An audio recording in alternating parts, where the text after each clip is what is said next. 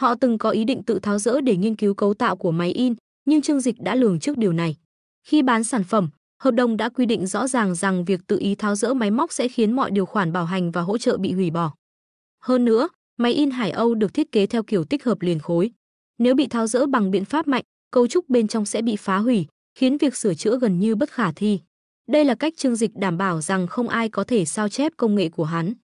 Điều khoản hợp đồng ghi rõ, nếu máy móc có dấu hiệu tự ý tháo dỡ, tập đoàn Thịnh Thế có quyền từ chối sửa chữa. Nếu các ngài đủ khả năng phá hỏng, thì hãy tự sửa chữa. Quy định này khiến các công ty như Qualcomm và Guch phải dè chừng. Mỗi chiếc máy in có giá lên đến 5 tỷ USD, và nếu làm hỏng, họ sẽ phải mua lại chiếc mới. Không chỉ vậy, việc Thịnh Thế có đồng ý bán hay không, và khi nào bán, hoàn toàn phụ thuộc vào họ.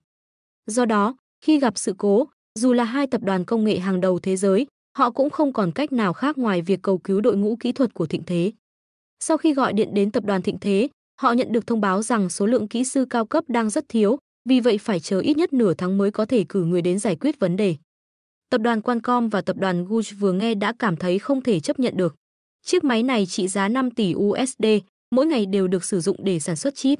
Chỉ cần dừng lại một ngày, tổn thất đã vô cùng lớn. Chúng tôi đang gặp tình huống rất khẩn cấp, mong các anh sớm cử người tới hỗ trợ, họ khẩn khoản yêu cầu. Nhưng người tiếp nhận cuộc gọi chỉ lịch sự đáp lại, vâng, chúng tôi sẽ ưu tiên sắp xếp, mong quý vị kiên nhẫn chờ. Cứ như vậy, hai tập đoàn phải chờ gần nửa tháng, mỗi ngày đều gọi vài cuộc điện thoại để thúc giục. Cuối cùng, kỹ sư từ tập đoàn Thịnh Thế cũng xuất hiện, nhưng đến rất thong thả. Vị kỹ sư này được tiếp đón không thể chu đáo hơn được bố trí ở khách sạn 5 sao, di chuyển bằng xe sang hạng nhất. Tuy nhiên, khi kiểm tra máy móc, hắn ta chỉ xem xét qua loa rồi kết luận máy của các anh gặp vấn đề nghiêm trọng. Rất có thể do quy trình sản xuất không tuân thủ đúng quy chuẩn, khiến máy móc bị hỏng nặng. Nghe vậy, đại diện của cả hai tập đoàn lập tức phản đối, không thể nào. Chúng tôi đã nghiêm túc thực hiện theo hướng dẫn. Với một thiết bị đắt đỏ như thế này, làm sao chúng tôi có thể sử dụng quá tải được? Nhưng vị kỹ sư thản nhiên đáp, các anh hiểu máy móc hay tôi hiểu? Nếu các anh giỏi hơn thì tôi về ngay đây. Mặc dù tức giận, đại diện hai tập đoàn vẫn không dám tranh luận, chỉ có thể nài nỉ hắn ta nhanh chóng sửa chữa. Kỹ sư nhún vai, thiết bị này tôi không sửa được tại chỗ. Các anh phải gửi nó về xưởng chính tại Thiên Hải để đại tu, đây là cách duy nhất hiện giờ. Câu trả lời khiến đại diện cả hai tập đoàn bàng hoàng, gửi máy về Thiên Hải. Đi và về đã mất vài tháng, tổn thất sẽ không thể tính hết. Qualcomm và Guch đều là những tập đoàn công nghệ hàng đầu thế giới, họ quen với việc người khác phải chiều lòng mình. Khi nào họ bị đối xử như thế này, nhất là khi họ là khách hàng, là bên trả tiền. Cảm thấy bị đối xử bất công, họ lên tiếng, trong hợp đồng, các anh có nghĩa vụ giải quyết mọi trục trặc của máy móc mà không làm gián đoạn hoạt động của chúng tôi. Nếu không, chúng tôi có quyền yêu cầu bồi thường. Nhưng vị kỹ sư chỉ cười nhạt, các anh quên rồi sao? Hợp đồng có ghi rõ, quyền giải thích cuối cùng thuộc về tập đoàn chúng tôi. Thêm nữa, nếu tôi nói phải gửi về xưởng chính để sửa thì các anh phải làm thế. Nếu tôi nói mất bao nhiêu thời gian thì phải mất bấy nhiêu thời gian. Không phục, tự sửa lấy đi. Nói rồi, hắn ta xách hộp dụng cụ, quay người định rời đi. Cả hai bên đại diện đều tức giận đến mức không nói nên lời. Họ hiểu rõ, với công nghệ của tập đoàn Thịnh Thế, không ai ngoài họ có thể sửa chữa thiết bị này. Hải Âu, loại máy in chip tiên tiến nhất thế giới, chỉ tập đoàn Thịnh Thế mới nắm được công nghệ. Biết rõ bị chèn ép, nhưng họ chẳng còn cách nào khác. Tiên sinh, xin hãy chờ một chút, chúng tôi thực sự rất cần máy này, mong anh có thể giúp đỡ, cố gắng sửa chữa trong thời gian ngắn nhất. Vị kỹ sư nhếch miệng, đáp lời với vẻ lười biếng. Được thôi, tôi sẽ cố gắng. Nhưng ngay sau đó, hắn ta lại nhìn họ đầy ẩn ý. Dẫu sao, ngắn hay dài vẫn là do tôi quyết định, ha ha. Cả hai tập đoàn chỉ biết cắn răng nén giận, đành phải tiếp tục cười nịnh nọt, nài nỉ hắn ta giúp đỡ. Trong lòng họ, sự tức giận bùng lên nhưng cũng không dám thể hiện. Rốt cuộc, quyền quyết định nằm trong tay người biết kỹ thuật. Khi các kỹ sư rời đi, họ để lại một bầu không khí bức bối, bất mãn tràn ngập trong phòng họp. Kết quả là, các quản lý cao cấp của tập đoàn quyết định đi nước cờ cuối cùng trực tiếp liên hệ với Trương Dịch, tổng giám đốc của tập đoàn Thịnh Thế. Họ tin rằng nếu kỹ sư của Thịnh Thế không chịu hợp tác, thì việc báo cáo trực tiếp với ông chủ của hắn ta sẽ mang lại kết quả tốt hơn. Biết đâu Trương Dịch sẽ khiển trách và thay thế bằng một kỹ sư đáng tin cậy hơn. Chuyện này thực sự rất nghiêm trọng. Rốt cuộc, tập đoàn Thịnh Thế đã mở ra kỷ nguyên sản xuất chip 3 nanomet, thậm chí có khả năng tiến xa hơn trong các lĩnh vực 1 nanomet và cả quy mô PM, ứng dụng vào những sản phẩm công nghệ cao cấp. Nếu không sở hữu các thiết bị sản xuất chip như vậy, tương lai của hai tập đoàn này trong ngành công nghiệp bán dẫn chắc chắn sẽ rơi vào thế yếu hoàn toàn. Khi các báo cáo từ đội ngũ liên quan được gửi đến, vấn đề lập tức thu hút sự chú ý từ ban lãnh đạo cao nhất của hai tập đoàn. Họ cảm thấy tình hình thật kỳ lạ, làm sao có chuyện trùng hợp đến mức cả hai tập đoàn đều gặp vấn đề với thiết bị chip in cùng một lúc, dường như mọi thứ đã được sắp đặt sẵn. Dù vậy, trong lúc này họ không còn lựa chọn nào khác. Cả hai tổng giám đốc quyết định tự mình gọi điện, trực tiếp trò chuyện với Tô Minh Ngọc và sau đó thông qua cô để liên hệ với Trương Dịch. Khi đối mặt với lời khiếu nại từ họ, Trương Dịch chỉ mỉm cười nhẹ nhàng và trả lời: các kỹ sư của chúng tôi là những người chuyên nghiệp nhất. Nếu họ nói thiết bị có vấn đề, thì chắc chắn nó có vấn đề. Các vị có thể chọn gửi thiết bị về nhà máy để sửa chữa. Lời này ngay lập tức khiến cả hai tổng giám đốc bừng bừng phản ứng. Không thể được, điều đó quá tốn thời gian. Hiện tại, chúng tôi vừa mới bắt đầu nắm vững cách vận hành thiết bị và đang trong giai đoạn thiết kế chip mới. Nếu máy móc không được sửa chữa ngay, ai sẽ chịu trách nhiệm cho tổn thất của chúng tôi? Trương Dịch chỉ bật cười, vậy thì, các vị cũng có thể trả lại hàng. Tôi sẵn sàng hoàn lại toàn bộ 5 tỷ USD cho các vị, thế nào? Lời nói của hắn như một cú đòn trời giáng, khiến cả hai tổng giám đốc không khỏi kinh hãi. Trương Dịch tiếp tục, giọng nói vẫn bình tĩnh nhưng sắc bén, nhân tiện, tôi muốn nhắn với các vị rằng, chừng nào di động kỳ tích của chúng tôi còn chưa được phép bước vào thị trường của các vị, thì từ nay về sau, không một doanh nghiệp nào của đất nước các vị có thể mua được chip in Hải Âu từ chúng tôi. Hơn nữa, bất kỳ doanh nghiệp nào hợp tác với tập đoàn Thịnh Thế cũng sẽ không được phép bán chip cho các vị. Hắn nhấn mạnh, làm ơn chuyển thông điệp này đến những người đứng sau các vị. Hãy để họ biết rằng tôi, Trương Dịch, không phải là người dễ bị bắt nạt. Nói xong, Trương Dịch dứt khoát cúp máy. Hắn thẳng thắn đối đầu với các tập đoàn lớn và những thế lực tài phiệt đứng sau họ. Họ muốn chèn ép di động kỳ tích. Được thôi, hắn sẽ trực tiếp lật đổ bàn cờ, khiến họ không thể ngóc đầu lên. Dù mất đi thị trường của đất nước này, Trương Dịch vẫn còn cả một thế giới rộng lớn để vẫy vùng. Cùng lắm, hắn chỉ mất vài trăm tỷ USD, nhưng các tập đoàn phụ thuộc vào công nghệ chip của hắn chắc chắn sẽ chịu thiệt hại nặng nề.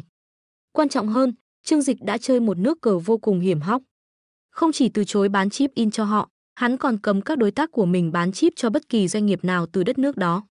Nắm giữ vị trí thống lĩnh trong ngành công nghệ chip, Trương Dịch có đủ tự tin để đưa ra những quyết định mạnh mẽ như vậy. Nghe được lời tuyên bố của Trương Dịch, các tổng giám đốc của tập đoàn Qualcomm và tập đoàn Guch cảm giác như đứng trước sóng lớn, tình thế hoàn toàn thoát khỏi tầm kiểm soát. Họ nhận ra rằng Trương Dịch đang sẵn sàng chơi tất tay với họ. Câu hỏi đặt ra là, chuyện này liên quan gì đến tập đoàn của họ? Từ trước đến nay, các tập đoàn như Qualcomm và Guch luôn coi Thịnh Thế và Trương Dịch là đại bàng mà họ không dám động vào. Ai muốn kiếm sống nhờ sản xuất chip thì tuyệt đối không dám đắc tội với Trương Dịch. Nhưng lần này, chính hành động của di động Apple đã đẩy mọi chuyện đi xa hơn. Sự cố này như một vố tự hại, vì những động thái cạnh tranh của Apple trong ngành di động, họ đã khiến Trương Dịch quay sang giận cá chém thớt, ảnh hưởng trực tiếp đến cả Qualcomm và Guch. Dù vậy, không thể phủ nhận rằng hai tập đoàn này cũng có liên quan. Di động Apple mua chip từ Qualcomm và nhiều công nghệ khác trong sản xuất lại đến từ Guch. Trương Dịch đã ra một chiêu rút củi dưới đáy nồi. Nếu họ không cho hắn tiến vào thị trường Mỹ, thì Trương Dịch cũng không để họ tiếp tục sản xuất điện thoại di động một cách suôn sẻ. Khi các hãng di động khác sử dụng công nghệ tiên tiến nhất, còn Apple vẫn phải dùng chip 5 nanomet đã lỗi thời, làm sao họ có thể giữ được vị thế thương hiệu hàng đầu thế giới?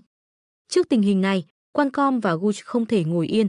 Họ đã báo cáo sự việc lên chính phủ Mỹ, yêu cầu chính phủ can thiệp và điều đình. Cùng lúc đó, hệ thống máy in chip của cả hai tập đoàn này liên tục gặp trục trặc và dịch vụ bảo trì của Thịnh Thế lại vô cùng hời hợt. Tin tức nhanh chóng lan truyền qua các phương tiện truyền thông phương Tây như Mễ Liên xã và những hãng tin khác, khiến dư luận toàn cầu xôn xao. Trên mạng xã hội, phản ứng ở phương Tây vô cùng dữ dội. Dân mạng, dù không hiểu rõ tình hình, đã bị truyền thông dẫn dắt và đồng loạt chỉ trích Thịnh Thế vì phong cách làm việc được cho là bá đạo. Thật quá đáng, họ cài đặt chương trình ẩn trong hệ thống, chỉ cần bấm nút là toàn bộ máy móc của Qualcomm và Guch có thể bị vô hiệu hóa, đúng là không thể chấp nhận được. Đây là hành vi đi ngược lại tinh thần giao dịch công bằng, chúng ta phải phản đối sản phẩm của họ. Nhưng, họ chỉ bán điện thoại ở đây, mà điện thoại lại bị cấm nhập khẩu, vậy chúng ta còn phản đối kiểu gì? Đúng là khó xử thật, nhưng về tinh thần, tôi vẫn khinh thường họ. Trong khi đó, ở Trung Quốc, phản ứng hoàn toàn trái ngược. Nhiều người hả hê trước việc các tập đoàn phương Tây cuối cùng cũng phải nếm trải cảm giác bị chèn ép. Ha ha, bình thường toàn là các công ty phương Tây ỷ vào lợi thế công nghệ để bắt nạt người khác. Lần này, Thịnh Thế đã giúp chúng ta trả đũa một phen, đúng là thời thế thay đổi. Tôi nghe nói di động Apple lo ngại rằng di động kỳ tích sẽ làm lung lay vị thế thương hiệu toàn cầu của họ khi tiến vào thị trường Mỹ, nên đã cố tình gây khó dễ. Mà sau lưng Apple toàn là những tập đoàn tài phiệt lớn, chắc chắn chúng sẽ không từ thủ đoạn nào. Nhưng lần này chúng động nhầm người rồi. Trương Dịch từ trước đến giờ có bao giờ chịu nhún nhường ai. Nhìn số lượng các tập đoàn lớn bị anh ấy xử lý trong những năm qua thì biết. Đúng vậy, Trương Dịch nắm trong tay những công nghệ lõi, đâu sợ chơi tay đôi với họ. Hơn nữa, Thịnh Thế không có quá nhiều lợi ích kinh doanh ở phương Tây, nên họ chẳng ngại gì. Quan điểm của quốc tế bị chia rẽ sâu sắc, và cuộc tranh luận dường như chỉ xoay quanh một điều, đó là lập trường. Phía Qualcomm và Gooch không ngừng chỉ trích Thịnh Thế vì đã cài bom hẹn giờ trong hệ thống máy in chip của họ, coi đây là hành vi trái đạo đức và vi phạm nguyên tắc giao dịch công bằng. Ngược lại, Trương Dịch thông qua các kênh truyền thông của tập đoàn đã chỉ trích lại thị trường Mỹ vì những bất công mà di động Kỳ Tích phải gánh chịu. Trương Dịch không hề lo sợ, bởi cùng lắm hắn chỉ mất đi một thị trường và kiếm ít tiền hơn. Nhưng điều mà họ mất đi sẽ là toàn bộ tương lai của ngành công nghệ. Vì thế, hắn thoải mái tận hưởng từng ngày theo cách mình muốn. Trương Dịch dành thời gian bên mấy người bạn gái, cả ngày du ngoạn khắp nơi, chiêm ngưỡng vẻ đẹp non sông đất nước. Đôi lúc, hắn cũng để mắt đến động thái của một vài tập đoàn lớn ở Mỹ. Trong khi đó, các tập đoàn Qualcomm và Gooch thì lại không thể ngồi yên. Việc mất đi máy in chip Hải Âu khiến dự án nghiên cứu của họ không thể tiếp tục. Với tình hình hiện tại, khi các công ty khác trên thế giới đã sử dụng công nghệ chip tiên tiến nhất 3 nanomet, thậm chí tập đoàn Thịnh Thế còn phát triển dòng chip cao cấp hơn, họ vẫn phải dựa vào công nghệ lạc hậu 5 nanomet. Điều này không chỉ khiến họ mất đi vị thế dẫn đầu trong ngành, mà còn khiến cả tập đoàn dần lụn bại. Họ từng thử mời những kỹ sư và chuyên gia quang khắc hàng đầu tại Mỹ, nhưng kết luận nhận được đều giống nhau. Công nghệ máy in chip Hải Âu đi trước thời đại ít nhất vài thập kỷ. Ngoài nhà phát minh của tập đoàn Thịnh Thế, không ai có thể sửa chữa hoặc tái tạo loại máy móc siêu hiện đại này. Cuối cùng, chính họ là người không thể chờ đợi lâu hơn nữa. Ngày hôm đó, khi Trương Dịch trở về nhà sau nửa tháng du ngoạn, vừa mới ngồi chưa lâu thì người hầu báo có một vị khách từ tập đoàn Qualcomm đến cầu kiến. Chỉ có một mình hắn thôi à? Trương Dịch hỏi. Vâng, chỉ có một người. Trương Dịch nhún vai, dẫn hắn đến phòng khách, pha cho hắn một cốc cà phê loại rẻ nhất trong nhà. Nặc nặc cười nhẹ, đáp, thưa cậu, nhà chúng ta không có loại cà phê rẻ tiền. Ồ, vậy cho hắn một ly nước đun sôi để nguội, uống nước sôi rất tốt cho sức khỏe. Nặc nặc đáp lời, lún đồng tiền như hoa, hiểu rằng đây là cách Trương Dịch muốn giao oai phủ đầu vị khách. Cô phân công một người khác đưa khách đến, còn mình tự tay đi pha trà. Khi Macri Glippen, đại diện của Qualcomm, bước vào Hemingway trang viên, hắn không giấu được sự ngạc nhiên trước sự rộng lớn và xa hoa của nơi này. Tuy nhiên, trên gương mặt hắn vẫn toát lên vẻ nghiêm túc, bởi chuyến đi này mang theo nhiệm vụ vô cùng quan trọng đối với nước Mỹ. Bởi Trương Dịch nắm giữ công nghệ then chốt, tương lai 30 năm của ngành chip toàn cầu sẽ phụ thuộc vào quyết định của hắn. Các tập đoàn và phòng thí nghiệm hàng đầu tại Mỹ đều đi đến kết luận chung rằng, dù có máy in chip Hải Âu làm mẫu, họ cũng cần ít nhất 30 năm để tái tạo công nghệ này. Điều đó đồng nghĩa với việc trong 3 thập kỷ tới, toàn bộ ngành chip toàn cầu sẽ phải phụ thuộc vào tập đoàn Thịnh Thế và quyết định của Trương Dịch. Macri Glippen được dẫn vào phòng khách. Khi hắn ta nhìn thấy Trương Dịch, người thanh niên nổi tiếng toàn cầu với vẻ ngoài lịch lãm, đang ngồi thoải mái trên ghế sofa cao cấp, hắn không khỏi cảm thấy áp lực. Xin chào, Trương Dịch tiên sinh, tôi là Macri Glippen, đại diện của tập đoàn Qualcomm. Glippen lịch sự cúi chào, nụ cười thân thiện hiện rõ trên gương mặt mang phong thái quý ông.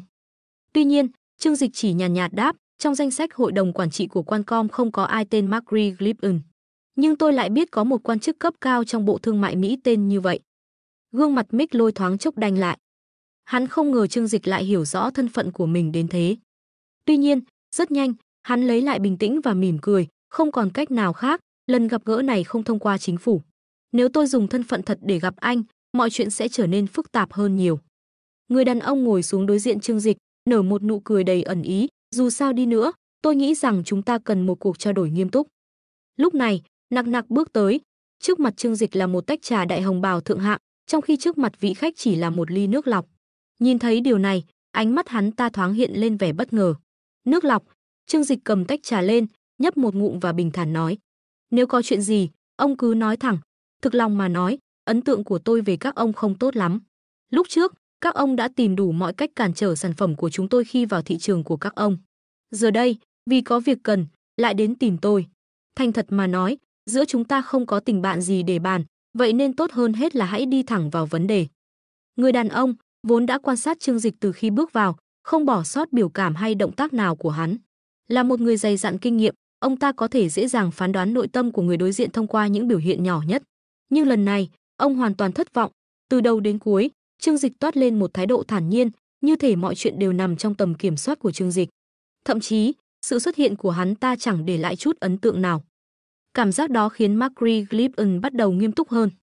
Hắn ta lên tiếng, giọng điệu nghiêm nghị, "Ngài Trương, lần này tôi đến đây đại diện cho cả tập đoàn Qualcomm và tập đoàn Gucci để đưa ra kháng nghị chính thức. Các anh đã vi phạm hợp đồng, gây tổn thất lớn cho hai công ty chúng tôi. Anh có biết rằng hành động này vi phạm nghiêm trọng hiệp định thương mại quốc tế không?" Một lời buộc tội đầy áp lực được đưa ra, như một cách mở đầu đàm phán. Nghe vậy, khóe miệng Trương Dịch khẽ nhếch lên, nụ cười chứa đầy vẻ chế nhạo, "Ông Macri, tôi nghĩ ông nên chịu trách nhiệm với những gì mình nói. Nếu không có chứng cứ, tôi hoàn toàn có quyền khởi kiện ông vì tội phỉ báng. Dù ông có thân phận đặc biệt, điều đó không ảnh hưởng đến quyết định của tôi." Trương Dịch tiếp tục, giọng lạnh lùng, "Các ông nói tôi vi phạm hợp đồng, vậy bằng chứng đâu?" Macri Glippen cười tự tin, "Bằng chứng đã quá rõ ràng rồi, chẳng phải sao? Vì sao chỉ có Qualcomm và Gucci trong số hàng loạt khách hàng mua sản phẩm từ công ty anh lại gặp tình trạng máy in đồng loạt ngừng hoạt động trong cùng một ngày, cùng một thời điểm? Hơn nữa, họ không hề vi phạm bất cứ điều kiện nào trong hợp đồng. Anh có thể giải thích điều này không?" Trương Dịch ung dung nhấp một ngụm trà, rồi đáp nhẹ, "À, nguyên nhân thì rất đơn giản thôi." Hắn nở một nụ cười bí hiểm, buông tay nói, "Đương nhiên là vì trùng hợp." Sắc mặt Glippen lập tức trở nên nghiêm trọng. Glippen gằn giọng, "Ngài Trương, trò đùa này không hề buồn cười. Anh nghĩ ai sẽ tin vào lý do này?" Trương Dịch đặt tách trà xuống, ánh mắt sắc lạnh chạm thẳng vào đối phương, "Tôi có yêu cầu các ông phải tin không?" Hắn tiếp tục, giọng nói đanh thép, "Chuyện này, tôi nói là trùng hợp thì nó chính là trùng hợp. Dù khả năng xảy ra là 1 phần trong 100 tỷ, nhưng nếu nó xảy ra, thì đó vẫn là sự thật. Trừ khi các ông có chứng cứ ngược lại, các ông có không?"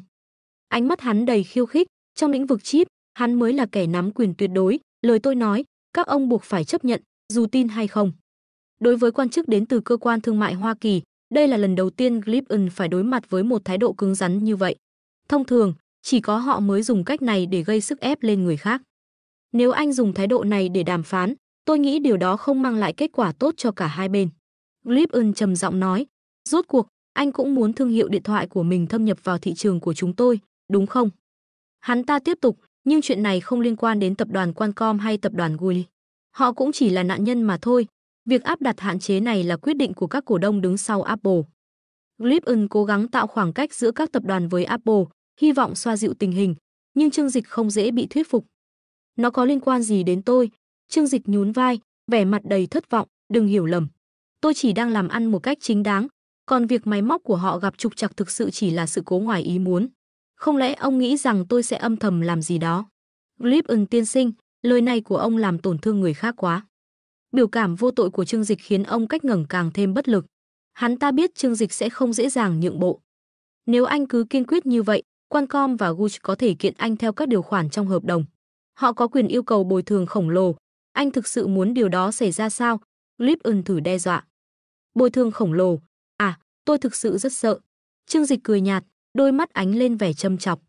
"Theo hợp đồng, nếu vi phạm, tôi phải bồi thường gấp 3 giá trị sản phẩm.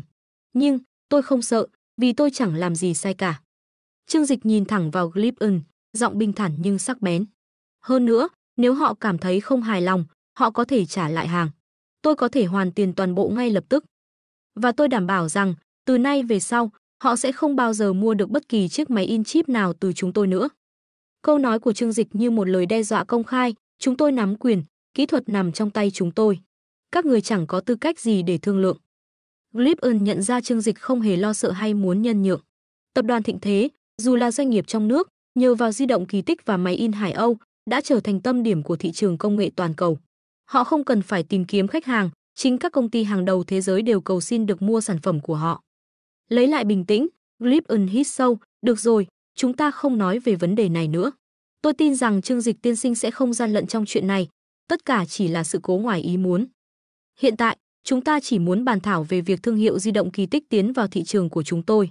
Còn chuyện máy in chip, chúng ta tạm thời gác lại, anh thấy thế nào?" Trương Dịch nhấp một ngụm trà, điềm nhiên trả lời, "Tùy ông." Thái độ ung dung của Trương Dịch khiến Glippen cảm thấy bị áp lực, như thể hắn ta đang phải cúi đầu quỳ gối trước mặt Trương Dịch để thương lượng. Không thể để quyền chủ động rơi vào tay đối phương, Glippen ngồi thẳng người, tự tin nói, "Hiện tại, điện thoại của các anh bán rất tốt, nhưng để đạt được vị trí số 1 toàn cầu, anh vẫn còn một khoảng cách. Anh cũng rõ lý do vì sao, đúng chứ? thị trường tiêu dùng lớn nhất thế giới chính là nước chúng tôi. Nếu di động kỳ tích không thể thâm nhập thị trường của chúng tôi, đó sẽ là tổn thất rất lớn đối với anh. Trương Dịch nhướng mày, nhìn ông ta đầy ý tứ. Nếu điện thoại của tôi không vào được thị trường của ông, thì đó sẽ là tổn thất lớn nhất của các ông. Bầu không khí trong phòng họp căng thẳng khi Trương Dịch và Gripen đối chọi kịch liệt. Gripen tỏ vẻ cứng rắn, nhấn mạnh nếu mất đi thị trường lớn nhất thế giới của chúng tôi, các công ty của anh sẽ thiệt hại rất lớn. Chưa kể đến việc mất đi cơ hội tiếp cận những khách hàng di động có tiềm lực kinh tế mạnh mẽ. Trái ngược, Trương Dịch đáp trả điềm tĩnh, không chút nhân nhượng, nếu người dùng của các ông không thể trải nghiệm được di động kỳ tích của chúng tôi, đó chính là tổn thất của các ông. Giọng điệu hắn không chỉ phản ánh sự tự tin mà còn hàm ý sâu xa nếu thị trường của Gripen từ chối, họ đừng mơ đến việc sử dụng công nghệ chip mà tập đoàn Thịnh Thế sở hữu. Gripen nhíu mày, cảm giác bất mãn lộ rõ. Trong các cuộc đàm phán trước đây, họ luôn nắm thế chủ động, nhưng lần này, tình hình lại khác. Nếu đã vậy, hãy nói thẳng thắn. Ngài Trương, rốt cuộc anh có muốn đưa di động kỳ tích vào thị trường của chúng tôi không? Gripen mở lời. Trương Dịch nhìn chằm chằm đối phương, khẽ mỉm cười, rồi từ tốn nói, còn tùy vào việc các ông có cần đến chip máy in và công nghệ của tập đoàn Thịnh Thế chúng tôi hay không. Gripen thoáng lo lắng, nhưng Trương Dịch vẫn ung dung, thả chậm nhịp độ cuộc đàm phán. Hắn ta biết rõ thời gian đứng về phía mình, nên chẳng việc gì phải vội vã. Gripen cố giữ bình tĩnh, đổi chiến thuật, được thôi, chúng tôi cần công nghệ chip của anh, vậy hãy cùng bàn bạc điều kiện. Hắn ta tiếp tục, để anh đưa di động kỳ tích vào thị trường chúng tôi không phải là không thể, nhưng sau khi xem xét kỹ lưỡng, chúng tôi đưa ra một số điều kiện cần thiết. Chỉ khi nào các điều kiện này được đáp ứng, chúng tôi mới đồng ý. Trương Dịch nhấp một ngụm trà, giọng điềm tĩnh, nghe thử xem. Gripen nhìn hắn, uống một ngụm nước rồi đặt ly xuống bàn, bắt chéo chân và tuyên bố. Thứ nhất, anh không được phép gây ảnh hưởng đến hoạt động kinh doanh của các doanh nghiệp nội địa sản xuất di động. Do đó, anh phải mở cửa các công nghệ cốt lõi của di động kỳ tích như pin, vi xử lý và màn hình để các nhà sản xuất khác có thể mua, không được phép lũng đoạn. Trương Dịch gật đầu, đáp gọn, điều này không vấn đề gì. Hắn hiểu rõ, bán linh kiện di động như cách mà tập đoàn Samsung từng làm sẽ mang lại nguồn lợi nhuận khổng lồ. Hơn nữa, khi đó, các nhà sản xuất điện thoại khác cũng phải phụ thuộc vào công nghệ của hắn. Thấy Trương Dịch đồng ý dễ dàng, Gripen phấn chấn tiếp lời, điều kiện thứ hai, anh phải tăng giá sản phẩm di động. Hiện tại, mức giá của anh quá thấp, tạo ra cạnh tranh không lành mạnh, làm tổn hại thị trường chung và ảnh hưởng tiêu cực đến các nhà sản xuất nội địa. Từ nay, giá của di động kỳ tích tại thị trường chúng tôi phải ngang bằng với Apple. Gripen nhấn mạnh, di động Apple giá trên 10.000, trong khi di động kỳ tích chỉ 1.999, với hiệu năng còn tốt hơn. Nếu không tăng giá, ai mà mua Apple nữa? Trương Dịch lại gật đầu, nhẹ nhàng, cũng không phải vấn đề lớn. Hắn biết giá thấp chỉ là chiến lược thâm nhập thị trường ban đầu. Kế hoạch tăng giá đã được tính toán kỹ lưỡng từ trước.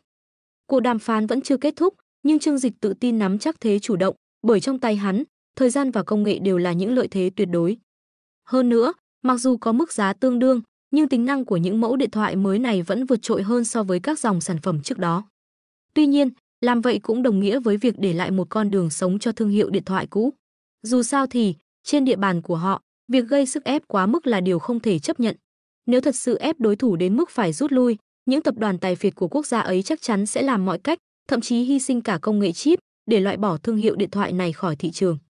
Điểm thứ ba, chúng tôi yêu cầu công ty anh phải xây dựng ít nhất 2.000 nhà xưởng tại quốc gia của chúng tôi. Trương Dịch nghe đến đây thì trầm tư một lúc. Gripen đưa ra yêu cầu này rõ ràng là để giải quyết vấn đề việc làm cho lao động địa phương, như một cách thu hút đầu tư. Tuy nhiên, việc phải vượt cả ngàn dặm để thiết lập xưởng sản xuất ở một quốc gia khác chắc chắn không hề đơn giản, nhiều yếu tố cần được xem xét cẩn thận. Sau một phút suy nghĩ, Trương Dịch gật đầu đồng ý, yêu cầu này có thể được đáp ứng. Thật ra, hắn cũng muốn thiết lập một cơ sở ở quốc gia đó để thuận tiện triển khai các hoạt động kinh doanh khác trong tương lai. Thái độ dứt khoát của Trương Dịch khiến Gripen thở phào nhẹ nhõm. Dẫu vậy, hắn ta vẫn không dám chủ quan, bởi điều kiện quan trọng nhất chính là điều khoản thứ tư. Gripen nhìn thẳng vào mắt Trương Dịch, giọng nói đầy cương quyết, còn một điều kiện cuối cùng, đây là điều quan trọng nhất. Vì sự cố xảy ra với dòng chip mới đây, các cổ đông của cả tập đoàn Qualcomm và Gucci đều vô cùng bất an. Chúng tôi mong anh chuyển giao công nghệ chế tạo chip này cho chúng tôi. Họ sẵn sàng trả mức giá lên tới 500 triệu đô la Mỹ. Nghe yêu cầu này, nụ cười trên khuôn mặt Trương Dịch dần biến mất. Không thể nào. Hắn từ chối thẳng thừng, không chút do dự, các người đúng là hoang tưởng. Chip máy in hiện tại là công nghệ cốt lõi của tập đoàn Thịnh Thế. Chúng tôi sẽ không chuyển nhượng nó cho bất kỳ ai. Các người nghĩ mình đang nói mơ giữa ban ngày à? Công nghệ này là mạch máu sống còn của chúng tôi, làm sao có thể dễ dàng buông tay, chẳng lẽ đầu óc các người có vấn đề? Trương Dịch cười lạnh, ánh mắt đầy mỉa mai, tôi chưa bao giờ thấy ai ngây thơ đến mức này. Và điều nực cười hơn, đối phương lại là một quan chức cấp cao của nước ông. Dường như Glippen đã lường trước phản ứng này, nên vẫn giữ thái độ bình tĩnh. Trương Dịch, từ khi bước vào đây, tôi đã thấy thái độ anh đầy ngạo mạn và tự phụ. Có vẻ như anh nghĩ rằng nắm giữ công nghệ hàng đầu thế giới là đủ để khiến mình đứng trên tất cả. Nhưng tôi phải nhắc anh, những người hay tập đoàn có công nghệ vượt trội như anh không phải là hiếm ở đất nước chúng tôi. Vì vậy, anh không có gì để tự mãn cả. Nếu anh cho rằng công nghệ này đủ để đối đầu với chúng tôi, thì anh đã hoàn toàn sai lầm. Trương Dịch đáp lại bằng một nụ cười châm biếm, nếu vậy, tại sao chính các người lại phải đến đây đàm phán với tôi? Không phải tôi mới là người nắm quyền kiểm soát sao? Glippen lập tức phản bác, chúng tôi không muốn làm mọi chuyện trở nên căng thẳng. Nhưng hãy tin tôi, với sức mạnh của chúng tôi hoàn toàn có thể phong tỏa toàn bộ thị trường quốc tế của các anh. Chúng tôi không làm vậy chỉ vì không muốn hai bên thiệt hại nặng nề. Hắn ta bắt chéo chân, tay đan vào nhau đặt trên đầu gối, nở một nụ cười tự tin, với tầm ảnh hưởng của chúng tôi khẳng định rằng nếu anh từ chối thiện chí này, tất cả các khu vực thân thiện với chúng tôi sẽ cấm sản phẩm của anh lưu hành. Đây chính là đòn bẩy quyền lực mà Glippen sử dụng, một lời đe dọa được ngụy trang bởi vẻ ngoài của một cuộc đàm phán hòa bình. Chúng tôi hoàn toàn có khả năng khóa chặt sản phẩm của các anh trên thị trường quốc gia chúng tôi. Lúc đó, anh sẽ mất bao nhiêu tiền? Vài chục tỷ, thậm chí hàng trăm tỷ. Anh chịu nổi tổn thất đó không? Dù sản phẩm di động của các anh có tính năng tốt, giá cả cạnh tranh, nhưng nếu không bán được thì cũng chẳng có ý nghĩa gì cả, đúng không? Đó chính là lời đe dọa thẳng thừng. Nếu bàn bạc tử tế mà Trương Dịch không nghe, thì hắn ta sẽ dùng sức mạnh của mình để ép buộc hắn. Nhiều năm qua, họ đã dùng chiêu này không biết bao nhiêu lần, lần nào cũng thắng lớn. Trước sức mạnh tuyệt đối, không cần bất kỳ mưu kế hay thủ đoạn nào, chỉ cần dùng thế ép người, ai dám chống lại. Lúc này, khí chất kiêu ngạo lại xuất hiện trên người Glippen. Hắn ta ngạo mạn nhìn Trương Dịch, chờ đợi phản ứng. Trong mắt hắn ta, một thương nhân nhỏ bé chắc chắn không thể chịu nổi tổn thất lớn như vậy. Không có gì đau đớn hơn việc phải trơ mắt nhìn số tiền đáng lẽ nằm trong tay mình chảy ra ngoài. Nhưng một lần nữa, Trương Dịch lại khiến hắn ta thất vọng. Nghe xong lời đe dọa, Trương Dịch bật cười lớn. Ha ha, ông đúng là buồn cười thật đấy, ông Glippen. Ôi trời, giờ tôi cảm thấy có lẽ ông không phải là đại diện thương mại của nước Mỹ, mà là diễn viên hài từ Broadway. Ông thực sự khiến tôi bật cười đấy. Trương Dịch cười nghiêng ngả. Sắc mặt Glippen dần trở nên lạnh lùng. Ông Trương, anh thật sự nghĩ tôi đang đùa với anh sao? Nếu anh không làm theo yêu cầu của chúng tôi, thì tất cả những điều tôi vừa nói sẽ sớm trở thành hiện thực. Trương Dịch khó khăn lắm mới ngừng cười, sắc mặt dần trở nên lạnh nhạt. Vậy thì các ông cũng phải đủ năng lực mới làm được điều đó. Hắn bước tới gần, ánh mắt sắc bén, đầy vẻ thách thức, không hề có chút sợ hãi nào. Đừng tự đánh giá mình quá cao, đôi khi tự vả vào mặt mình sẽ chẳng dễ chịu chút nào đâu. Glippen hoàn toàn bị chọc giận. Trương Dịch lạnh lùng nói, thật sao? Thế sao ông không thử hỏi xem, ai dám ngăn sản phẩm của tôi tiến vào thị trường của họ?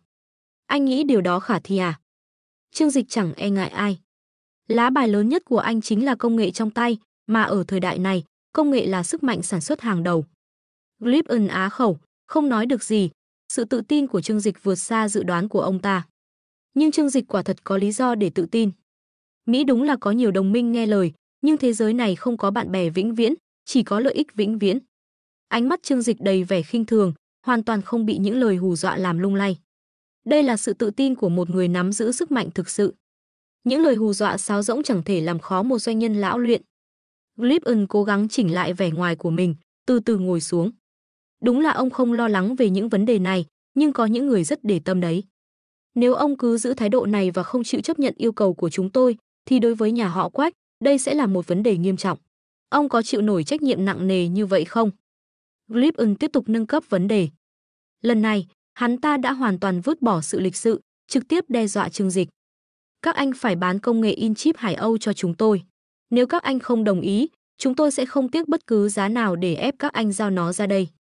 Không khí trong phòng họp lúc này như bị bóp nghẹt, đến mức không thể tiếp tục duy trì sự hòa hảo.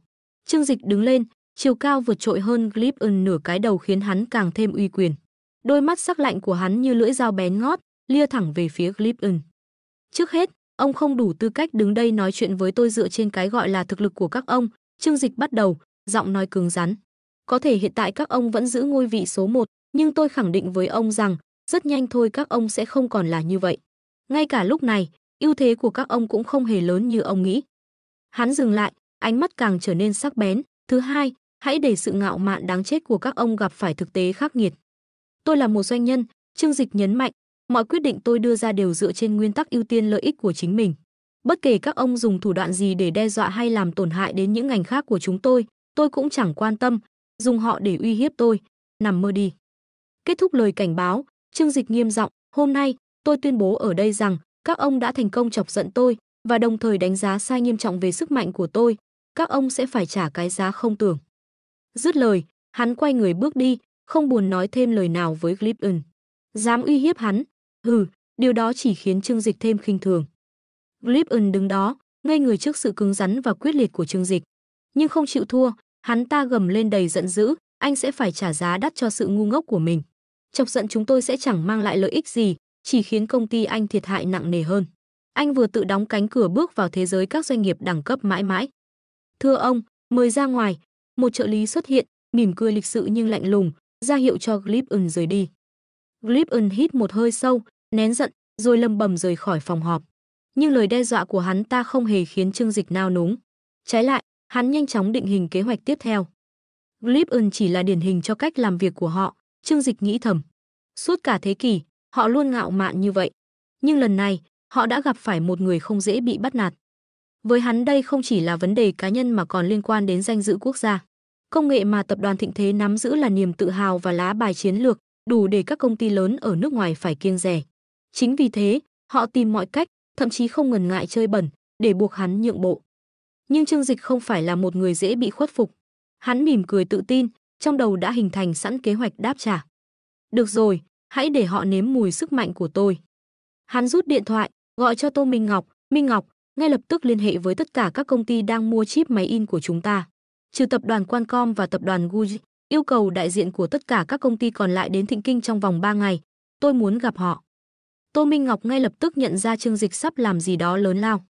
Trong 3 năm giữ chức tổng giám đốc, hắn đã luôn giao các công việc liên quan đến đối ngoại cho Tô Minh Ngọc phụ trách. Với hắn những cuộc gặp gỡ cấp cao này chỉ toàn sự nhàm chán. Nhưng lần này, hắn lại chủ động triệu tập đại diện từ những doanh nghiệp hàng đầu thế giới về ngành bán dẫn, rõ ràng là đang lên kế hoạch cho một hành động lớn. Không thành vấn đề, em sẽ gửi thư ngay lập tức. Nhưng mà, Trương Dịch, có phải anh đang chuẩn bị làm gì đó không? Tô Minh Ngọc hào hứng hỏi, ánh mắt không giấu nổi vẻ mong chờ. Mỗi lần Trương Dịch ra tay đều gây chấn động, tạo nên những thay đổi lớn lao. Và lần này, cô đặc biệt kỳ vọng vào những điều sắp xảy ra. Đối diện với bạn gái thân thiết và cũng là trợ lý đắc lực nhất của mình, Trương Dịch không hề giấu giếm, em biết chuyện thương hiệu điện thoại của chúng ta gặp khó khăn khi xuất khẩu sang Mỹ chứ. Lần này, anh muốn họ phải hiểu thế nào là đau đớn. Tô Minh Ngọc ngạc nhiên, anh định tuyên chiến với họ sao? Đây không phải là chuyện đùa đâu. Đối thủ của họ không chỉ là những doanh nghiệp bình thường, mà là những tập đoàn hàng đầu thế giới được hậu thuẫn bởi các tài phiệt lớn nhất nước Mỹ. Trong tay họ nắm giữ nguồn tài chính khổng lồ, đủ sức làm sụp đổ cả nền kinh tế của một quốc gia nhỏ chỉ với một cái phẩy tay. Trương Dịch mỉm cười, ánh mắt đầy tự tin, tất nhiên anh không đùa. Anh có kế hoạch rõ ràng, yên tâm đi, anh sẽ khiến họ phải quỳ xuống và chịu thua. Tự tin của hắn không chỉ đơn thuần là lời nói. Đó là sức mạnh của người đứng đầu một tập đoàn công nghệ lớn nhất Trung Quốc, không phụ thuộc vào bất kỳ thị trường quốc tế nào. Kể cả trong trường hợp xấu nhất, mất toàn bộ thị trường nước ngoài, Thịnh Thế vẫn sẽ là tập đoàn công nghệ và thương mại điện tử hàng đầu trong nước. Tô Minh Ngọc mỉm cười nhẹ nhõm, ánh mắt đầy ngưỡng mộ. Tình cảm và sự tôn sùng của cô dành cho Trương Dịch không có giới hạn, gần như trở thành sự si mê. Em hiểu rồi, em tin anh. Hôm trước mình nhầm tên các tập đoàn, hiện nay đã sửa lại cho đúng rồi nhé các bạn. Mình cũng đã sửa những chương trước rồi, nên các bạn có thể yên tâm đọc thoải mái này. Không nói thêm lời nào, cô lập tức ngồi vào bàn làm việc, nhanh chóng soạn thảo và gửi 4 bức thư đến các công ty bán dẫn hàng đầu thế giới, ngoại trừ Qualcomm và Guji. Những tập đoàn này khi nhận được thư từ Tô Minh Ngọc, không dám chậm trễ. Họ lập tức triệu tập cuộc họp để chọn ra đại diện thích hợp nhất đến Thiên Hải, Trung Quốc. Tất cả họ đã nghe về sự cố liên quan đến dòng chip mới của Qualcomm và Guji. Trong lòng họ vừa phẫn nộ vừa lo lắng. Sự phẫn nộ bắt nguồn từ việc Trương Dịch có khả năng điều khiển từ xa các thiết bị của họ, khiến chúng dừng hoạt động bất kỳ lúc nào. Trong khi đó, sự lo lắng đến từ việc họ không thể thoát khỏi sự kiểm soát này nếu tiếp tục sử dụng dòng chip máy in của hắn. Họ hiểu rằng nếu từ bỏ dòng chip này, Thịnh Thế và các nhà máy lớn tại Trung Quốc sẽ chiếm lĩnh hoàn toàn thị trường chip toàn cầu. Điều duy nhất ngăn cản Trương Dịch làm điều đó chính là tránh mang tiếng lũng đoạn công nghệ và gây ra tranh cãi quốc tế. Nhưng nếu họ tự nguyện từ bỏ, Trương Dịch cũng không cần quan tâm. Hơn nữa, như lời Trương Dịch từng nói với lãnh đạo Qualcomm và Google, các anh biết rõ tôi có thể kiểm soát thiết bị của các anh từ xa, nhưng lại không có bằng chứng nào để buộc tội tôi. Chính điều này khiến các tập đoàn kia không thể kiện Thịnh Thế ra tòa, dù biết rõ mình đang bị thao túng. Vì vậy, dù trong lòng 4 tập đoàn này đều có những toan tính riêng, họ vẫn nhanh chóng cử người đến Thiên Hải. Lần này, Trương Dịch không chọn gặp họ tại nhà riêng. Do tính chất nghiêm túc của sự việc, hắn quyết định tổ chức cuộc gặp tại phòng họp tầng cao nhất trụ sở tập đoàn Thịnh Thế. Đây là nơi phù hợp để thảo luận những vấn đề quan trọng. Đại diện của 4 tập đoàn đều đã có mặt. Khi nhìn thấy Trương Dịch, trong lòng họ xen lẫn cảm giác cảnh giác và sự kính nể. Dù trong lĩnh vực kinh doanh hay công nghệ, Trương Dịch giờ đây đã là một biểu tượng, một nhân vật tầm cỡ. Bất kể họ có mâu thuẫn gì trong việc làm ăn, không ai nghi ngờ khả năng và sức mạnh của anh. Hoan nghênh các vị đã đến trụ sở tập đoàn Thịnh Thế. Thay mặt toàn thể nhân viên, tôi xin nhiệt liệt chào đón sự hiện diện của các vị. Lần này tôi mời mọi người tới đây không vì mục đích gì khác ngoài việc muốn chia sẻ vài điều khiến tôi đau đầu gần đây, mong mọi người lắng nghe và cùng thảo luận. Trương Dịch nở một nụ cười nhã nhặn, nhưng đôi mắt anh sáng lên vẻ tự tin. 4 người ngồi đối diện liếc nhìn nhau, trong lòng đều đoán rằng chuyện đau đầu hắn nhắc đến chắc chắn liên quan đến công nghệ chip và ngành sản xuất điện thoại. Lý Kiện Hy tỏ vẻ hiểu chuyện, lập tức cười hỏi, Trương Tổng, việc gì có thể khiến ngài phải đau đầu đến vậy? Tuy Lý Kiện Hy là một nhân vật có tiếng ở Hàn Quốc, nhưng trước mặt Trương Dịch, hắn ta cư xử như một trợ lý khiêm nhường. Là người thừa kế tập đoàn lớn của một quốc gia nhỏ, hắn ta rất hiểu cách đối nhân xử thế, đặc biệt trước những nhân vật có sức ảnh hưởng như Trương Dịch. Những người khác cũng hướng ánh mắt về phía Trương Dịch, chờ hắn lên tiếng. Chắc mọi người đều biết, gần đây tập đoàn chúng tôi thành lập một công ty con chuyên sản xuất điện thoại di động. Nhưng khi chúng tôi muốn đưa sản phẩm vào thị trường Mỹ, đã gặp rất nhiều khó khăn. Họ ghen tị với chất lượng sản phẩm của chúng tôi, càng ghen tị hơn khi người tiêu dùng Mỹ yêu thích sản phẩm này. Vì muốn bảo vệ lợi ích cá nhân, họ đã làm điều đáng xấu hổ là tước đoạt quyền mua hàng chính đáng của người dân Mỹ. Gần đây, tôi luôn nghĩ đến 200 triệu người tiêu dùng Mỹ đang mỏi mòn chờ đợi sản phẩm của chúng tôi. Nghĩ đến đó, lòng tôi nghẹn lại như bị thứ gì đó đè nặng. Trương Dịch đưa hai tay chống lên bàn, ánh mắt nhìn chằm chằm vào 4 người trước mặt. Vậy nên, tôi muốn hỏi các vị, ai trong số các vị có thể giúp tôi gỡ bỏ sự ức chế này? 4 người trong lòng thầm than, nhưng không ai dám lên tiếng. Lý do rất rõ ràng, tập đoàn Qualcomm và Google là những gã khổng lồ trong ngành công nghệ Mỹ. Họ đều biết chọc giận Trương Dịch không khác gì tự hại chính mình. Trương Dịch mỉm cười, vẻ mặt anh không tỏ ra chút tức giận nào trước sự im lặng của họ. Tôi luôn tin rằng làm kinh doanh phải công bằng, đôi bên cùng có lợi, chúng ta không nên để ai lấn lướt ai. Nhưng việc một số người ở Mỹ vì tư lợi mà làm tổn thương cả chúng tôi lẫn người tiêu dùng của họ, tôi thấy thật không thể chấp nhận. Vì vậy, tôi mới mời các vị tới đây hôm nay, hy vọng các vị sẽ hỗ trợ tôi bày tỏ sự bất mãn này. Từ hôm nay, các vị hãy ngừng hợp tác với họ. Ngoài ra, trong các hợp đồng bán hàng, các vị cần ký thêm điều khoản nghiêm cấm cung cấp sản phẩm cho họ. Khi nghe lời tuyên bố của Trương Dịch, cả 4 người trong phòng đều lộ rõ vẻ hoảng hốt. Trần Tử Duy không giấu được sự lo lắng, Trương Dịch điên rồi sao? Làm như vậy chẳng phải hoàn toàn đắc tội nước Mỹ. Dù đúng là họ đã áp đặt những hạn chế với di động kỳ tích của chúng ta, nhưng cách làm này của anh ấy thật sự quá liều lĩnh và nguy hiểm. Lý Kiện Hy lại tỏ ra ngưỡng mộ, không hổ danh Trương Dịch, dám trực tiếp nói không với nước Mỹ. Nếu anh ấy thành công, chúng ta sẽ tuyệt đối đứng về phía anh ấy. Thậm chí, ngay cả khi thất bại, chúng ta cũng không tổn hại gì. Thor, đại diện từ phía Bắc Âu, chăm chú quan sát, lên tiếng đầy suy tư, không hổ danh tập đoàn công nghệ hàng đầu Hoa Hạ. Chỉ có những doanh nghiệp lớn của một cường quốc mới có đủ tư cách đối đầu với các nhà tư bản nước Mỹ. Đây là một cuộc chiến tranh chấp đầy thách thức, có khả năng thay đổi cả cục diện trong tương lai. Tôi phải theo dõi sát sao. FNC Colin Mosey, một người đàn ông để râu quai nón, không ngần ngại nói thẳng. Nhưng nếu làm vậy, tổn thất của chúng ta sẽ rất lớn. Mỗi năm các công ty Mỹ đều mua lượng lớn sản phẩm từ chúng ta. Nếu không nhận đơn đặt hàng từ họ, lợi nhuận của chúng ta sẽ mất ít nhất 20%. Ai sẽ gánh chịu phần tổn thất này? Lời nói thẳng thắn của Colin Mosey cũng chính là nỗi lo lắng chung của cả 3 người còn lại. Không phải ai cũng có đủ tiềm lực để từ chối những hợp đồng béo bở như Trương Dịch. Trương Dịch nghe vậy, chỉ mỉm cười, giọng điềm tĩnh. Thế nên tôi mới nói, đây chỉ là một gợi ý, những gì tôi vừa nói sẽ không ghi trong hợp đồng. Các ông có thể coi đó là lời góp ý đơn thuần, quyết định thế nào là tùy ở các ông. Hắn dừng lại một chút, ánh mắt sắc lạnh quét qua cả 4 người, nhưng tính cách tôi không tốt lắm. Nếu tôi đã chân thành mời hợp tác mà các ông từ chối, thì sau này chúng ta cũng không cần làm bạn nữa. Sản phẩm của tôi sẽ không dành cho những người không muốn làm bạn với tôi. Hắn tiếp tục, suýt nữa thì quên, máy in chip Hải Âu của chúng tôi mỗi năm đều được nâng cấp công nghệ. Hiện tại, phiên bản mà tập đoàn Thịnh Thế chúng tôi dùng đã đi trước các ông 2 thế hệ.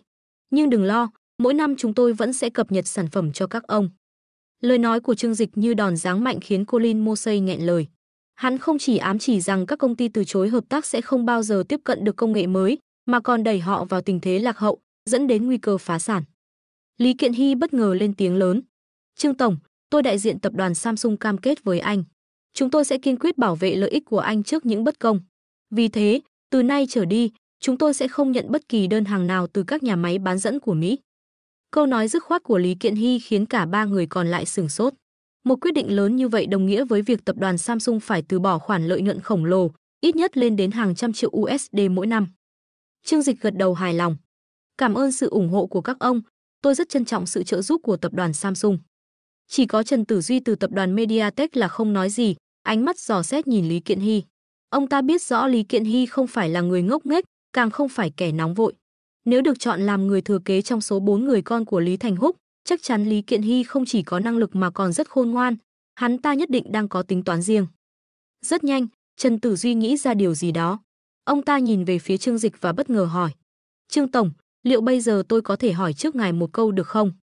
Trương Dịch đáp. Đương nhiên là được. Trần Tử Duy thận trọng hỏi. Tôi nghe nói rằng hệ thống chip máy in Hải Âu của Qualcomm và Gucci đều hỏng cùng một ngày, chỉ cách nhau hơn 1 giờ. Họ tuyên bố rằng nguyên nhân là do ngài đã cài bẫy trong hệ thống. Điều này có thật không? Câu hỏi của Trần Tử Duy khiến Colin Mosey và Thor không khỏi giật mình kinh hãi. Họ ngay lập tức hiểu lý do vì sao Lý Kiện Hy không chút do dự mà chấp nhận các điều kiện của Trương Dịch. Nếu Trương Dịch có thể khiến hệ thống chip của Qualcomm và Gucci ngừng hoạt động, hắn cũng có thể làm điều tương tự với hệ thống của họ. Đừng bị đánh lừa bởi vẻ ngoài thân thiện của hắn khi đàm phán. Nếu bất kỳ ai dám từ chối, chỉ cần một mệnh lệnh, toàn bộ thiết bị của họ có thể trở thành đống sắt vụn. Cứ nhìn vào tình cảnh của Qualcomm và Gucci thì rõ. Đối mặt với câu hỏi của Trần Tử Duy, Trương Dịch chỉ mỉm cười nhẹ. Đương nhiên là không, tôi trông giống loại người đó sao? Trần Tử Duy hít sâu một hơi, mỉm cười đáp. Tôi hoàn toàn tin tưởng vào con người của ngài. Ngài là bậc thầy trong lĩnh vực khoa học kỹ thuật, chắc chắn sẽ không dùng đến những thủ đoạn thấp kém như vậy. Tôi đồng ý ủng hộ ngài bởi vì tôi phản đối chủ nghĩa đơn phương của họ. Lần này, thay mặt tập đoàn, tôi cam kết kiên định đứng về phía ngài. Trương Dịch nhìn người thanh niên hơn 30 tuổi trước mặt với ánh mắt đầy tán thưởng. Câu hỏi vừa rồi thoạt nghe có vẻ tinh quái, nhưng thực chất là một lời nhắc nhở kín đáo dành cho đại diện của FNC và Just Communications. Quả nhiên, hai đại diện này, khi thấy Lý Kiện Hy và Trần Tử Duy đã đồng ý với Trương Dịch, cũng nhanh chóng lên tiếng, chúng tôi cũng có chung quan điểm. Họ luôn độc đoán trên thị trường thương mại, chúng tôi đã quá chán ngán điều đó. Lần này, vì công lý, chúng tôi hoàn toàn ủng hộ các hành động của ngài. Hy vọng ngài sẽ đứng lên vì chính nghĩa và cho họ một bài học thích đáng. Lúc này, mọi người đều hiểu rõ ai mới là người đang nuôi sống họ. Không ai khác ngoài Trương Dịch. Công nghệ chip máy in Hải Âu, đến cả một đứa trẻ 3 tuổi cũng có thể dùng để sản xuất chip 3 nanomet và 1 nanomet tiên tiến nhất. Nếu không phải vì lòng tốt của Trương Dịch khi quyết định bán công nghệ này, với trình độ hiện tại, họ chỉ có thể sản xuất chip cho các công ty ô tô hoặc các ngành công nghiệp không đòi hỏi độ chính xác cao. Chẳng cần nghĩ nhiều, ôm chặt lấy đùi của Trương Dịch chính là con đường duy nhất. Nhìn thấy sự hợp tác ăn ý từ họ, Trương Dịch mỉm cười, giọng nói đầy ấm áp. Đừng lo lắng, nếu họ hỏi, cứ nói thẳng rằng đây là điều tôi làm. Ha ha, tất nhiên, nếu một ngày nào đó chuyện này đến tai tòa án, tôi chắc chắn sẽ không thừa nhận. Mọi thứ này chỉ nên tồn tại giữa chúng ta như một lời cam kết không chính thức. Trương Dịch cười tươi, lần lượt bắt tay 4 người đại diện. Hắn luôn làm việc cẩn trọng, không để lại bất kỳ sơ hở nào. Một số quy tắc cơ bản trong trò chơi vẫn cần được tuân thủ. Nếu bị phát hiện và có chứng cứ, một vụ kiện tụng cũng đủ khiến hắn tổn thất nặng nề. Vì vậy, hắn sẽ không bao giờ dại dột phạm phải sai lầm như thế. Kết quả, hội nghị lần này đã kết thúc một cách trọn vẹn. Tập đoàn Thịnh Thế cùng 4 tập đoàn đứng đầu thế giới trong lĩnh vực sản xuất chất bán dẫn đã đạt được một thỏa thuận chung. Đến trưa, Trương Dịch đã mời 4 đại diện tới nhà hàng sang trọng nhất ở Thiên Hải để dùng bữa trưa.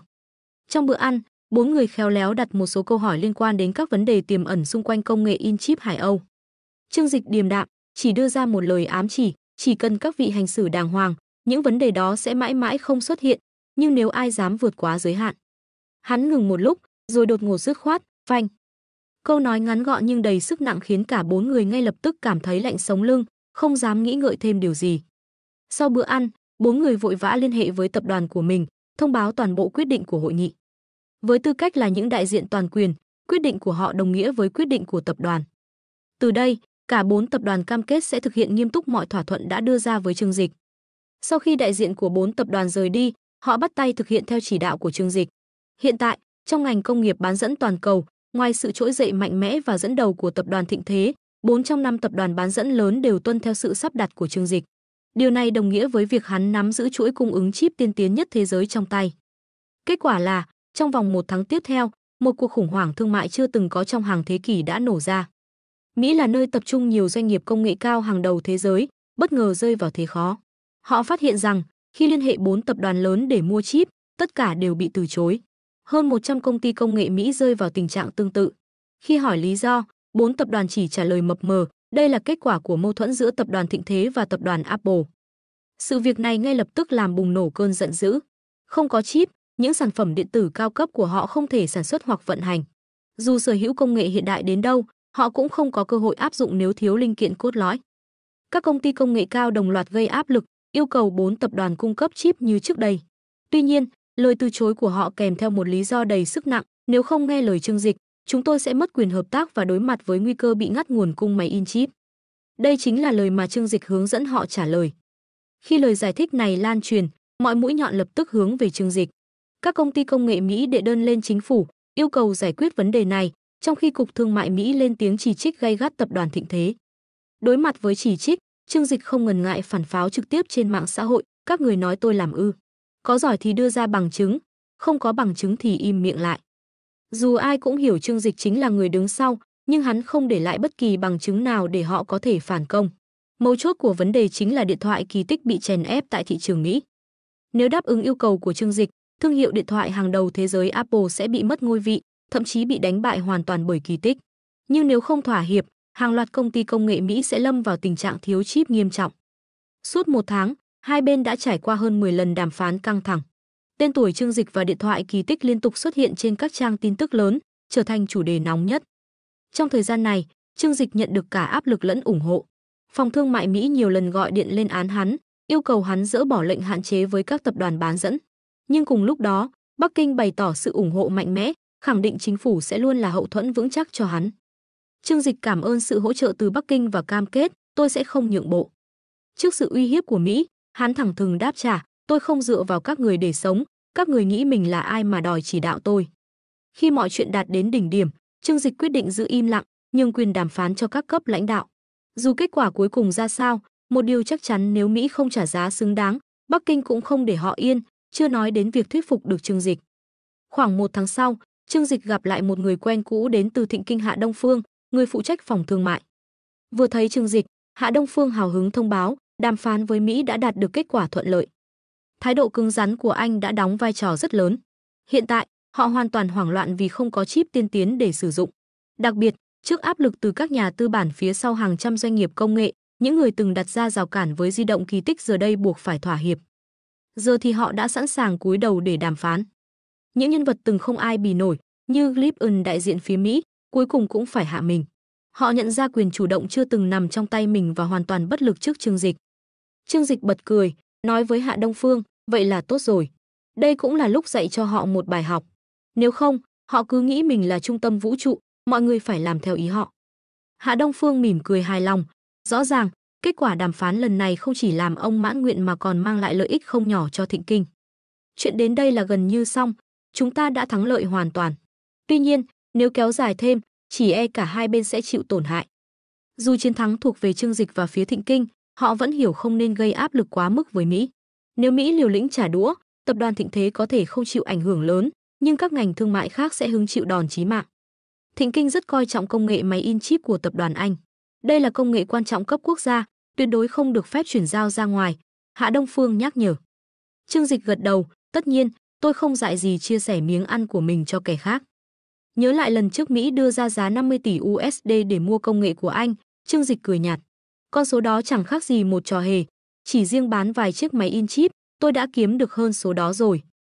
Dưới sự hòa giải của lãnh đạo hai nước, Trương Dịch một lần nữa ngồi vào bàn đàm phán, lần này đối mặt với Clipon. Gương mặt kiêu ngạo thường thấy của Clipon đã biến mất, thay vào đó là sự khiêm tốn và cẩn trọng. Hắn ta thậm chí còn dùng kính ngữ khi nói chuyện với Trương Dịch. Leon nói đầy thành khẩn, chúng tôi vô cùng xin lỗi vì đã đánh giá sai di động kỳ tích trước đây. Từ giờ, chúng tôi sẽ cho phép di động kỳ tích hoạt động bình thường tại thị trường Mỹ và gỡ bỏ mọi hạn chế cũng như các khoản phạt trước đó. Hy vọng công ty của anh cũng thể hiện sự chân thành và dỡ bỏ các hạn chế liên quan đến ngành công nghiệp chip đối với các doanh nghiệp của chúng tôi. Trương Dịch mỉm cười, đáp, tôi chưa từng hạn chế chip của quý quốc mà. Griffin cứng người, nhưng vẫn cố gắng nói tiếp, được rồi, tôi xin lỗi. Nhưng hiện tại ngành bán dẫn của chúng tôi thực sự gặp vấn đề. Nếu có thể, tôi mong anh hỗ trợ điều hòa để tháo gỡ khó khăn. Ngoài ra, Griffin đề xuất Miracle Phone mở một nhà máy tại Ditto U, tạo việc làm cho ít nhất 5.000 người, đồng thời cam kết hỗ trợ giảm thuế tối đa. Trương Dịch gật đầu, yêu cầu này có vẻ hợp lý. Hãy thảo luận chi tiết. Nếu không có gì trở ngại, tôi tin đây sẽ là một sự hợp tác vui vẻ. Sau nhiều vòng thảo luận, các thỏa thuận chính đã được thông qua. Điều kiện mà Trương Dịch đưa ra trước đó đều được phía Mỹ chấp thuận. Điện thoại kỳ tích không chỉ thoát khỏi mọi lệnh cấm tại Mỹ mà còn chính thức quay lại thị trường này trong thời gian chưa đầy 3 tháng. Điều này đánh dấu một bước ngoặt lớn trong hệ sinh thái của Trương Dịch, tạo nền tảng để di động kỳ tích mở rộng ra toàn cầu. Trên các diễn đàn quốc tế, người ta bàn tán sôi nổi. Điện thoại kỳ tích thực sự làm được điều không tưởng. Apple phải cúi đầu để đối thủ lớn nhất tiến vào thị trường của mình. Không chỉ là một chiến thắng thương mại, đây còn là minh chứng cho sức mạnh của doanh nghiệp trước áp lực từ một cường quốc mạnh mẽ. Thậm chí, ngay cả người hâm mộ Apple tại Mỹ cũng phải thừa nhận, 3 tháng, và họ đã trở lại không phải nhượng bộ, mà là chúng ta mời họ quay lại.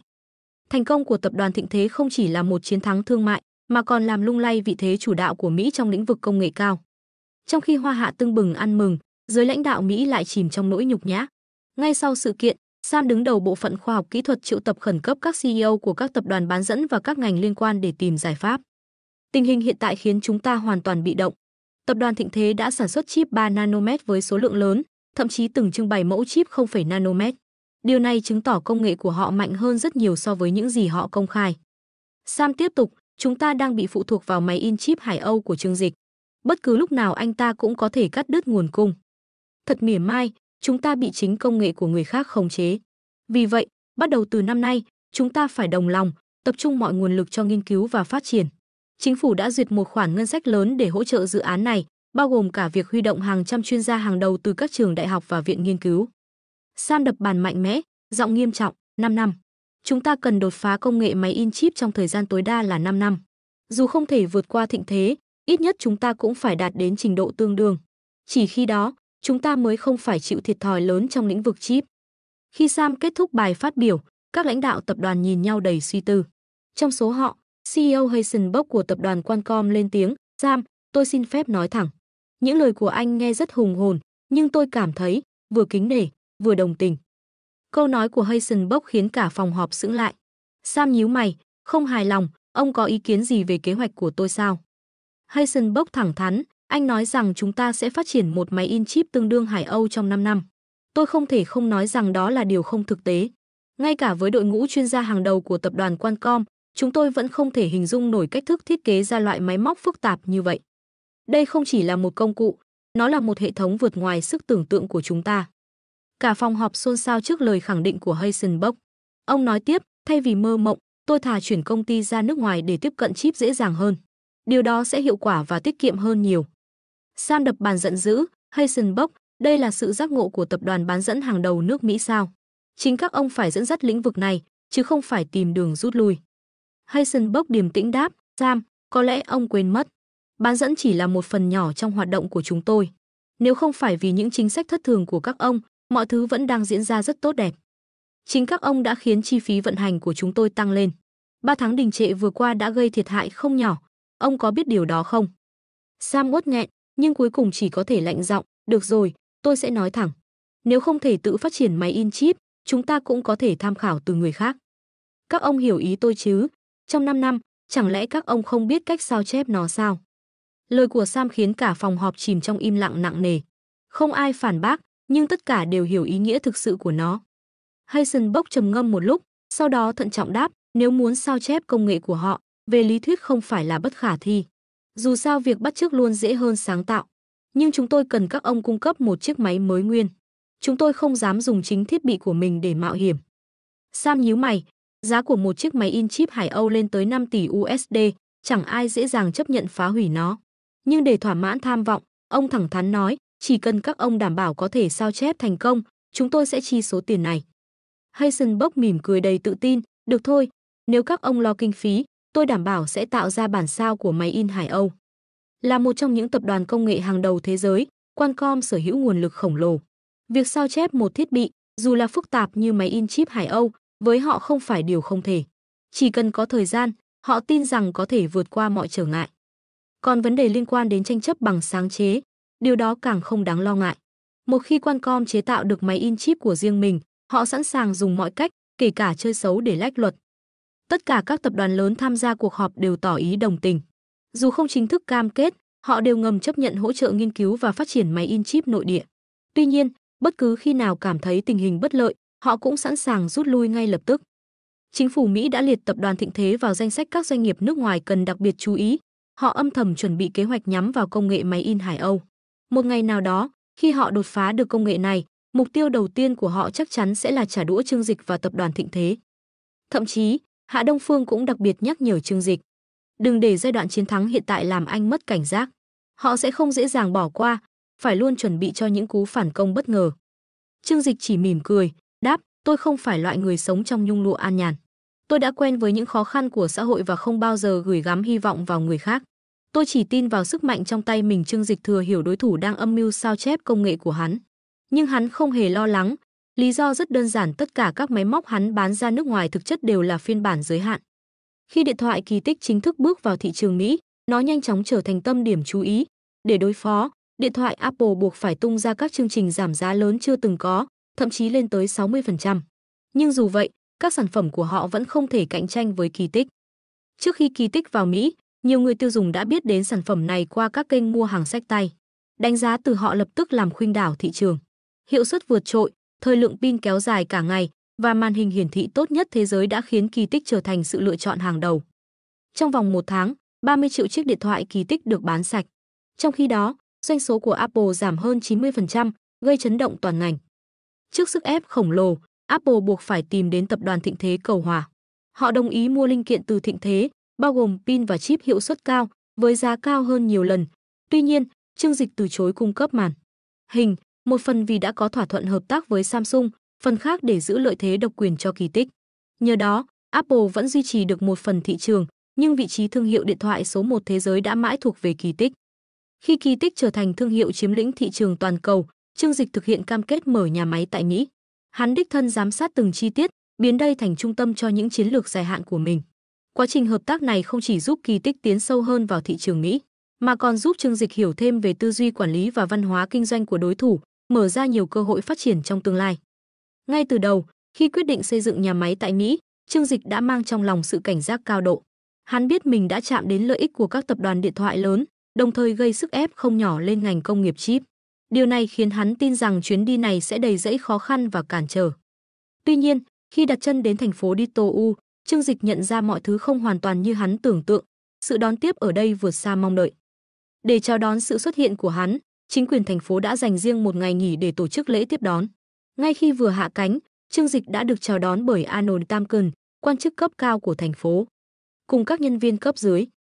Chào mừng anh đến đây để xây dựng nhà máy. Tôi là Arnold Tamkin. Sau này, nếu nhà máy gặp bất cứ khó khăn nào, anh cứ liên hệ trực tiếp với tôi. Hy vọng chúng ta sẽ hợp tác vui vẻ.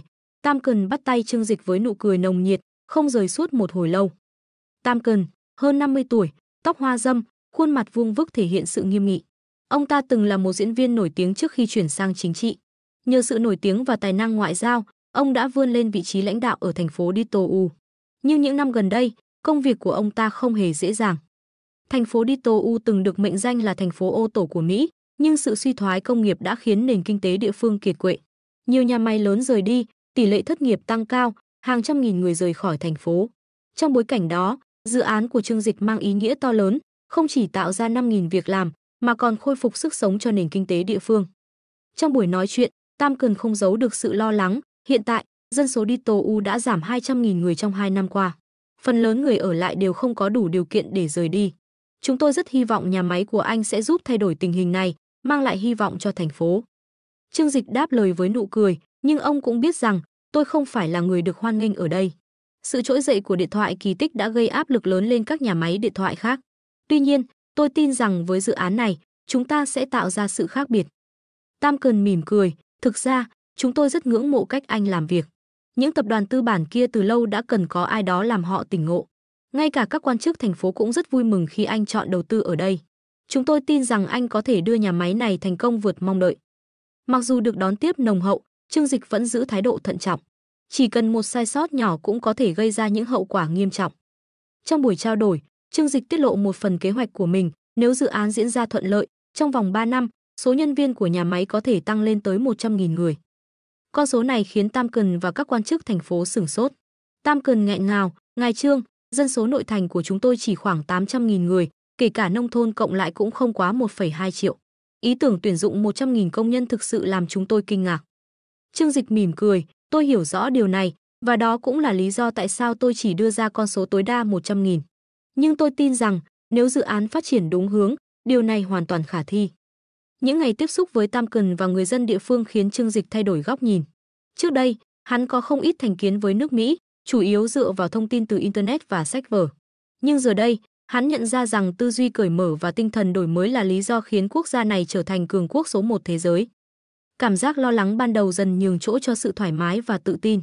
Trương Dịch tin rằng, với chiến lược hợp lý và sự hỗ trợ nhiệt tình từ địa phương, dự án của hắn sẽ mang lại thành công vượt mong đợi. Lời nói đầy tự tin của Trương Dịch khiến Arnold Tamken nhất thời sững sờ. Nếu không biết người đứng trước mặt là tổng giám đốc tập đoàn Thịnh Thế, có lẽ ông ta đã nghĩ đây là một kẻ hoang tưởng. Ý hắn là gì? Muốn 1/10 dân số của toàn thành phố Dito trở thành nhân viên của mình sao? Kỳ tích sẽ trở thành thương hiệu điện thoại di động số 1 thế giới trong tương lai, Trương Dịch nói với nụ cười tự tin. Riêng tại Mỹ, mỗi năm tôi dự tính bán ra hơn 100 triệu sản phẩm. Đến lúc đó, việc cần đến 100.000 nhân viên chỉ là điều hiển nhiên. Thậm chí, tôi còn cảm thấy con số này là ít. Nhưng với kỹ thuật sản xuất tự động hóa ngày càng phát triển, chúng tôi có thể cân bằng nhu cầu nhân lực. Nhà máy này được thiết kế để phục vụ toàn bộ khu vực Bắc Mỹ. So với các nhà máy tại Hoa Hạ, nơi mỗi cơ sở khởi đầu đều có hàng chục nghìn nhân viên, việc tuyển dụng tại đây không phải quá nhiều. Trương Dịch đã tính toán kỹ lưỡng các chi phí. Chi phí lớn nhất tại Mỹ chính là tiền lương công nhân, nhưng ngược lại, chi phí về điện nước chỉ bằng 1/7 hoặc 8 so với trong nước. Về thuế, các khoản phải đóng cũng ít hơn. Đặc biệt, với các chính sách hỗ trợ kinh tế đã ký với chính quyền Dito, hắn còn nhận được một khoản trợ cấp lớn. Tổng hợp lại, chi phí xây dựng nhà máy tại đây thậm chí tiết kiệm được khoảng 1/3 so với việc xây dựng tại trong nước. Tamken không giấu nổi niềm phấn khởi, nếu anh thực sự làm được điều này, tôi tin rằng toàn bộ người dân Dito sẽ biết ơn anh. Trương Dịch nhún vai, nửa đùa nửa thật, có lẽ một ngày nào đó, họ sẽ dựng một bức tượng lớn để kỷ niệm công lao của tôi. Không ngờ, Tamken lại đáp rất nghiêm túc, điều đó không khó đâu. Nếu anh làm tốt, tôi sẽ đích thân dựng tượng cho anh. Sau khi mua lại nhà xưởng, công việc đầu tiên là tiến hành cải tạo và trang bị thiết bị mới. Quá trình này dự kiến kéo dài khoảng 2 đến 3 tháng. May mắn thay, kết cấu tổng thể của nhà máy vẫn sử dụng được, vị trí lại thuận tiện giao thông, giúp tiết kiệm đáng kể thời gian. Trong thời gian đó, Trương Dịch liên tục di chuyển bằng máy bay riêng để giám sát tiến độ thi công. Đồng thời, hắn cũng bắt đầu tuyển chọn nhân sự cho chi nhánh tại Mỹ. Theo nguyên tắc tự nguyện, nhân viên được đăng ký và hưởng các khoản trợ cấp cao khi làm việc tại nước ngoài. Chính sách này nhanh chóng thu hút sự quan tâm của nhiều người. Đặc biệt, những công nhân kỹ thuật và quản lý cấp cao được đào tạo bài bản về văn hóa, ngôn ngữ và cách thích nghi với môi trường mới. Tổng giám đốc chi nhánh, Zurich, một người Mỹ bản địa đã làm việc tại Thịnh Thế suốt 5 năm được giao phụ trách điều hành. Để cân bằng, một nửa đội ngũ quản lý vẫn là người Hoa, đảm bảo duy trì sự đồng bộ trong chiến lược vận hành. 3 tháng trôi qua, việc cải tạo nhà xưởng đã hoàn thành bước đầu. Nhận được thông báo, Trương Dịch dẫn đội ngũ quản lý đến Dito để kiểm tra tiến độ.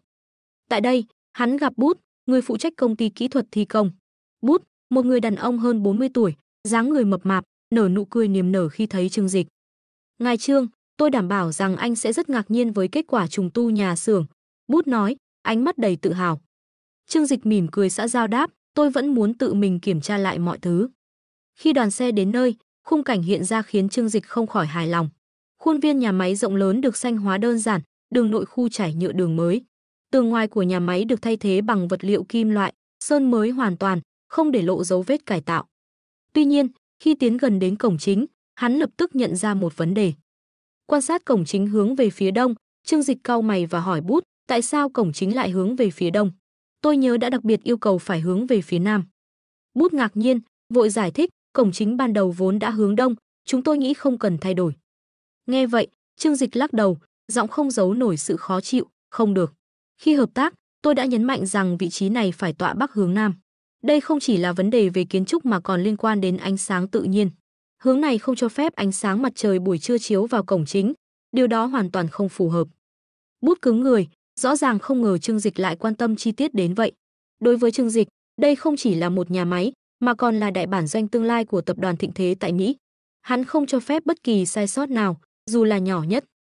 Trương Dịch trực tiếp yêu cầu với Bút, lập tức mở một cánh cửa lớn hướng nam. Còn cửa lớn phía đông thì đóng lại, chỉ cần giữ một cửa nhỏ là đủ. Bút trông vẻ khó xử, giang hai tay ra, ngập ngừng nói, chuyện này, tôi thật sự không hiểu sự khác biệt là gì. Phía đông cũng có đường, hoàn toàn có thể dùng để vận chuyển mà. Trương Dịch mỉm cười nhạt, giọng điềm tĩnh, các ông không hiểu phong thủy của người Trung Quốc. Đây không phải mê tín, mà là truyền thống. Thương nhân chúng tôi luôn muốn khởi đầu thuận lợi. Một di sản mấy ngàn năm, thà tin rằng có còn hơn không. Ngay cả hoàng cung của chúng tôi cũng tọa bắc hướng nam, ông có hiểu không? Bút dù không hiểu rõ lắm, nhưng Trương Dịch là ông chủ, nên đành gật đầu đồng ý làm theo yêu cầu. Vấn đề này chỉ là chi tiết nhỏ, nhanh chóng được giải quyết. Khi đi vào bên trong, Trương Dịch cảm thấy ấn tượng với không gian rộng lớn. Nhà máy này vốn thuộc sở hữu của một thương hiệu ô tô cao cấp, vì vậy cơ sở hạ tầng còn rất tốt. 4 khu nhà xưởng có sức chứa hàng vạn nhân viên, các vật liệu kết cấu đã được sửa chữa và thay thế, đảm bảo an toàn. Mặt đất bằng phẳng, phù hợp với yêu cầu sản xuất. Từng phân xưởng được thiết kế liên kết chặt chẽ, đáp ứng nhu cầu vận hành trơn tru. Sau khi kiểm tra các phân xưởng, Trương Dịch tiếp tục xem xét khu vực văn phòng, nhà ăn và khu vui chơi giải trí cho nhân viên. Đến phòng tập thể thao, hắn bất ngờ nhận thấy một lá cờ được treo trên tường. Đó là quốc kỳ của Mỹ. Trương Dịch chỉ vào lá cờ và nói thẳng, lá cờ này không thể treo ở đây. Phải thay bằng quốc kỳ của quốc gia chúng tôi.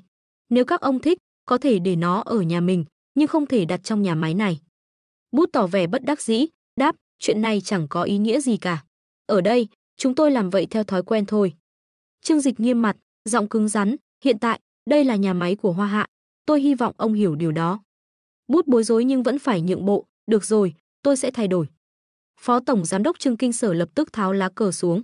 Bút không kiềm được, thắc mắc, ông Trương, liệu ông có cần quá nhạy cảm không? Nhà máy này tương lai có đến 90% nhân viên là người địa phương. Giữ lại một chút bản sắc văn hóa bản địa không phải cũng được sao? Bút đã chịu đựng cả ngày những yêu cầu khắt khe từ Trương Dịch. Tất cả những điểm lớn trong quá trình xây dựng đều ổn thỏa, nhưng hắn lại chú ý tới từng chi tiết nhỏ khiến Bút bắt đầu tỏ ra khó chịu. Trương Dịch cười nhạt, bình tĩnh trả lời, ông từng đến Hoa Hạ chưa? Tại Thiên Hải, chúng tôi có nhiều công ty của Mỹ và Anh. Văn hóa doanh nghiệp của họ rất mạnh, thậm chí mỗi sáng họ còn kéo quốc kỳ của mình trong công ty chúng tôi. Họ mở trường học riêng, chỉ cho trẻ em người nước họ vào học, không cho trẻ em địa phương tiếp cận. Tôi chỉ đưa ra vài yêu cầu nhỏ đối với nhà máy của mình. Điều đó không hề quá đáng, vì ở bất cứ đâu, ông chủ luôn là người có quyền quyết định. Trương Dịch là ông chủ, hắn có quyền ra lệnh và người khác chỉ việc tuân theo. Trước khi rời đi, Trương Dịch triệu tập Zurich và Trương Kinh Sở, nhấn mạnh, lần này kiểm tra, tôi nhận thấy không ít vấn đề, đặc biệt là khác biệt văn hóa. Đây sẽ là thách thức lớn trong tương lai. Nhà máy có 500 nhân viên từ Hoa Hạ và 4.500 nhân viên địa phương. Các anh phải đảm bảo rằng không xảy ra xung đột giữa hai bên. Vấn đề vừa rồi về thiết kế chỉ là khởi đầu. Khi nhà máy chính thức đi vào hoạt động, sẽ còn nhiều rắc rối hơn. Hãy chuẩn bị tâm lý và cố gắng giải quyết mọi vấn đề nảy sinh. Nếu có chuyện gì không thể giải quyết, hãy liên hệ với chính quyền địa phương. Tamken đã cam kết sẽ hỗ trợ. Họ cũng muốn dự án này thành công để thúc đẩy sự phát triển của thành phố Ditowu. Cuối cùng, Trương Dịch nghiêm túc nói, điều quan trọng nhất là tránh các xung đột lớn. Tôi không muốn thấy bất kỳ cuộc đình công hay biểu tình nào. Zurich và Trương Kinh Sở cảm nhận được áp lực khổng lồ. Họ cam kết sẽ cố gắng hết sức để vận hành nhà máy ổn định. Nhìn nhà máy rộng lớn và bầu không khí công nghiệp trầm lặng của Ditowu, Trương Dịch cảm nhận được rằng chặng đường phía trước sẽ không hề dễ dàng. Cố gắng lên, anh khẽ nói, sau đó bước lên xe rời đi. Mặc dù nhà máy Ditowu là một trong những dự án quan trọng của tập đoàn Thịnh Thế, nhưng hiện tại nó không phải ưu tiên hàng đầu. Trương Dịch còn nhiều vấn đề cần giải quyết trong việc mở rộng thương hiệu Kỳ Tích ra toàn cầu. May mắn thay với sự hỗ trợ từ những cộng sự tài năng như Lôi Tuấn và Tô Minh Ngọc, Trương Dịch ngày càng tự tin hơn trong vai trò lãnh đạo. Dù không phải người giỏi nhất trong quản lý, hắn lại sở hữu khả năng nhận diện và sử dụng nhân tài, biến họ thành sức mạnh tập thể.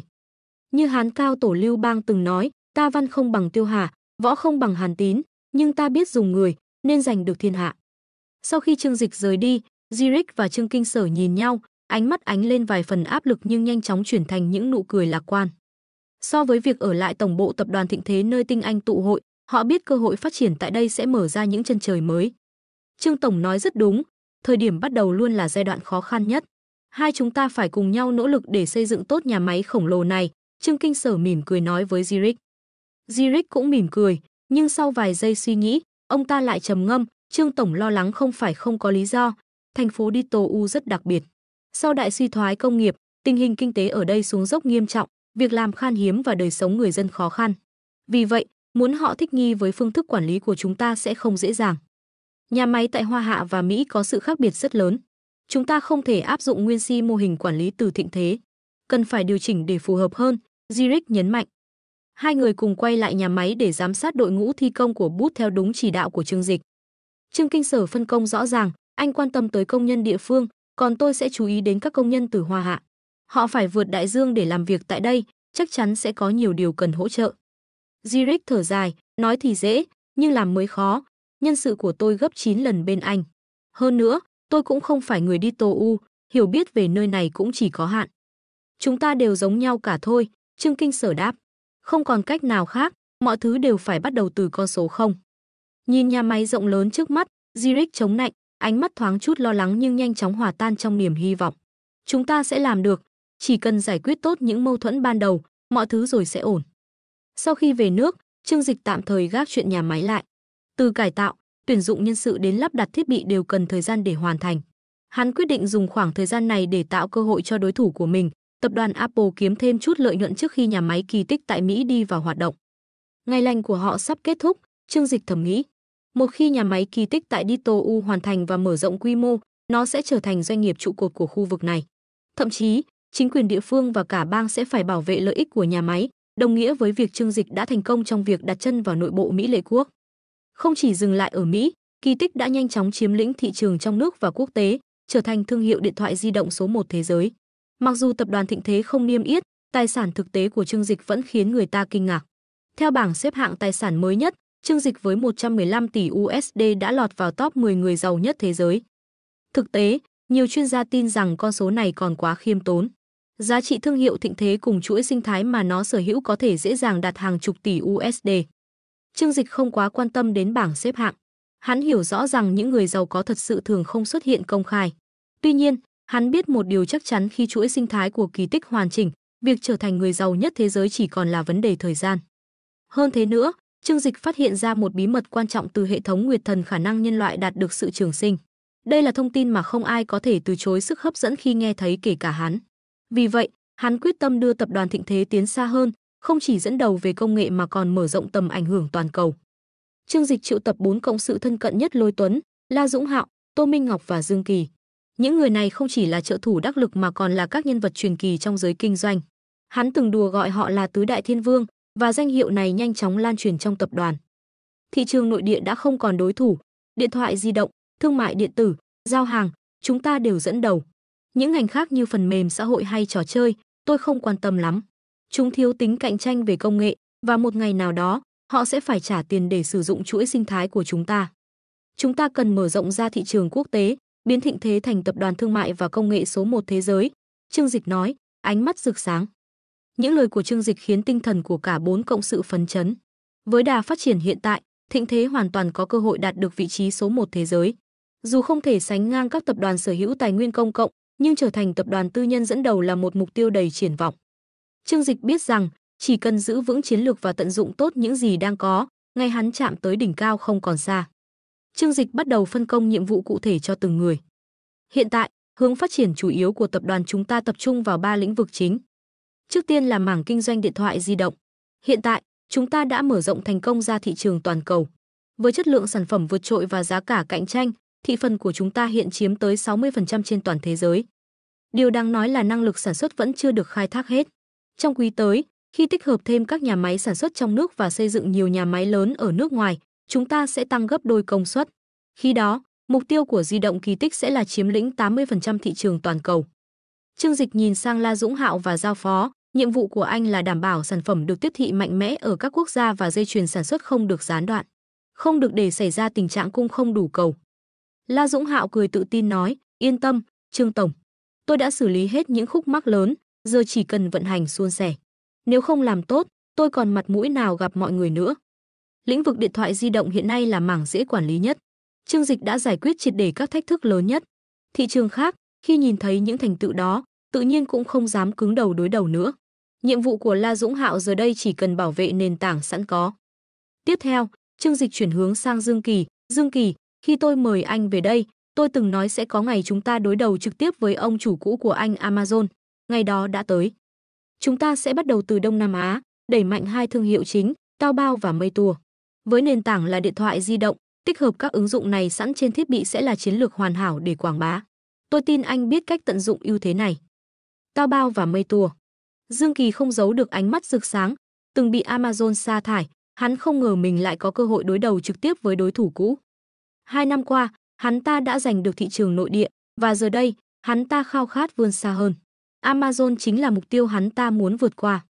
Trương tổng, tôi hoàn toàn hiểu, Đông Nam Á đúng là khu vực lý tưởng để mở rộng. Dù khu vực này đã xuất hiện một số doanh nghiệp thương mại điện tử, nhưng mô hình của họ đều sao chép từ chúng ta. Điều này tạo ra áp lực nhất định, nhưng không đáng kể. Với sức mạnh hiện tại, giành được thị trường ở đây không phải là nhiệm vụ khó khăn. Trương Dịch hài lòng gật đầu. Cuối cùng, Trương Dịch hướng ánh nhìn sang Lôi Tuấn. Bây giờ chính là lúc bắt tay xây dựng chuỗi sinh thái. Hiện tại, chúng ta có hơn 200 triệu người dùng di động Kỳ Tích trên toàn thế giới, và con số này sẽ tiếp tục tăng. Vì vậy, cần phải tận dụng cơ hội để tạo nên một hệ sinh thái toàn diện. Di động Kỳ Tích. Tương lai của chúng ta không chỉ dừng lại ở điện thoại di động, máy tính, đồng hồ thông minh, thiết bị kỹ thuật số, đồ gia dụng, ô tô, tất cả những gì liên quan đến công nghệ điện tử, chúng ta đều sẽ tham gia. Kế hoạch đầy tham vọng này là mảnh ghép cuối cùng để xây dựng nên một đế chế thương mại toàn cầu của Trương Dịch. Một khi hoàn thành, tập đoàn thịnh thế sẽ không chỉ sánh ngang mà còn vượt qua cả những gã khổng lồ như Amazon. Kế hoạch này được Trương Dịch thảo luận chi tiết với Tô Minh Ngọc và Lôi Tuấn. Tuy nhiên, La Dũng Hạo và Dương Kỳ chỉ mới nghe lần đầu, không tránh khỏi sự kinh ngạc. La Dũng Hạo cúi đầu, im lặng suy nghĩ. Trong khi đó, Dương Kỳ nhíu mày, dường như có điều muốn nói nhưng ngập ngừng. Thấy vậy, Trương Dịch bật cười, "Lão Dương, anh có ý kiến gì cứ nói, tôi sẵn sàng lắng nghe." Biết Trương Dịch là người cởi mở và sẵn sàng tiếp nhận phản hồi, Dương Kỳ thẳng thắn, "Trương tổng, kế hoạch này thật sự rất táo bạo. Nếu thành công, lợi nhuận sẽ cực kỳ lớn, nhưng nếu thất bại, rủi ro cũng không hề nhỏ." Tất cả đều im lặng lắng nghe. Dương Kỳ tiếp tục, "Vấn đề lớn nhất là tài chính. Để mở rộng nhiều kênh như vậy, chúng ta cần hợp tác với hàng chục thương hiệu quốc tế. Để họ tham gia, chúng ta phải đảm bảo lợi nhuận cho họ. Tuy nhiên, để thu hút người tiêu dùng, chúng ta lại phải đưa ra ưu đãi lớn. Hai yếu tố này sẽ gây áp lực tài chính không nhỏ. Thêm vào đó, nếu mở rộng thị trường quá nhanh, chi phí sẽ vượt tầm kiểm soát, thậm chí kéo dài chuỗi vốn, giống như tập đoàn Lotus từng gặp khó khăn khi bán TV thông minh giá rẻ để thu hút người dùng." Trương Dịch gật đầu, "Anh nói đúng, đây là vấn đề chúng tôi đã cân nhắc. Vì vậy, chúng ta sẽ triển khai kế hoạch trong nước trước, tận dụng sức ảnh hưởng của thịnh thế để giảm chi phí quảng bá. Đồng thời, với nền tảng Taobao, chúng ta có thể đàm phán với nhà cung cấp để có mức giá ưu đãi." Taobao, những lời nói của Trương Dịch khiến tất cả cảm thấy yên tâm hơn. Muốn đưa doanh nghiệp vươn ra toàn cầu, chúng ta cần rất nhiều tiền bạc và sự hỗ trợ từ nhiều phía. Tất cả những điều này, tôi đều đã dự tính trước, Trương Dịch bình tĩnh nói, "Chắc chắn, chuyện này không hề dễ dàng. Bước đầu tiên, chúng ta tập trung phát triển chuỗi sinh thái trong nước. Trong lúc đó, có thể triển khai kinh doanh các sản phẩm liên quan như máy tính, đồng hồ thông minh và một số thiết bị tương tự. Những mặt hàng này dựa trên nền tảng công nghệ của điện thoại di động nên không quá khó để sản xuất. Còn những sản phẩm chưa sẵn sàng, tạm thời chúng ta có thể sử dụng sản phẩm của người khác, dán nhãn thương hiệu của mình.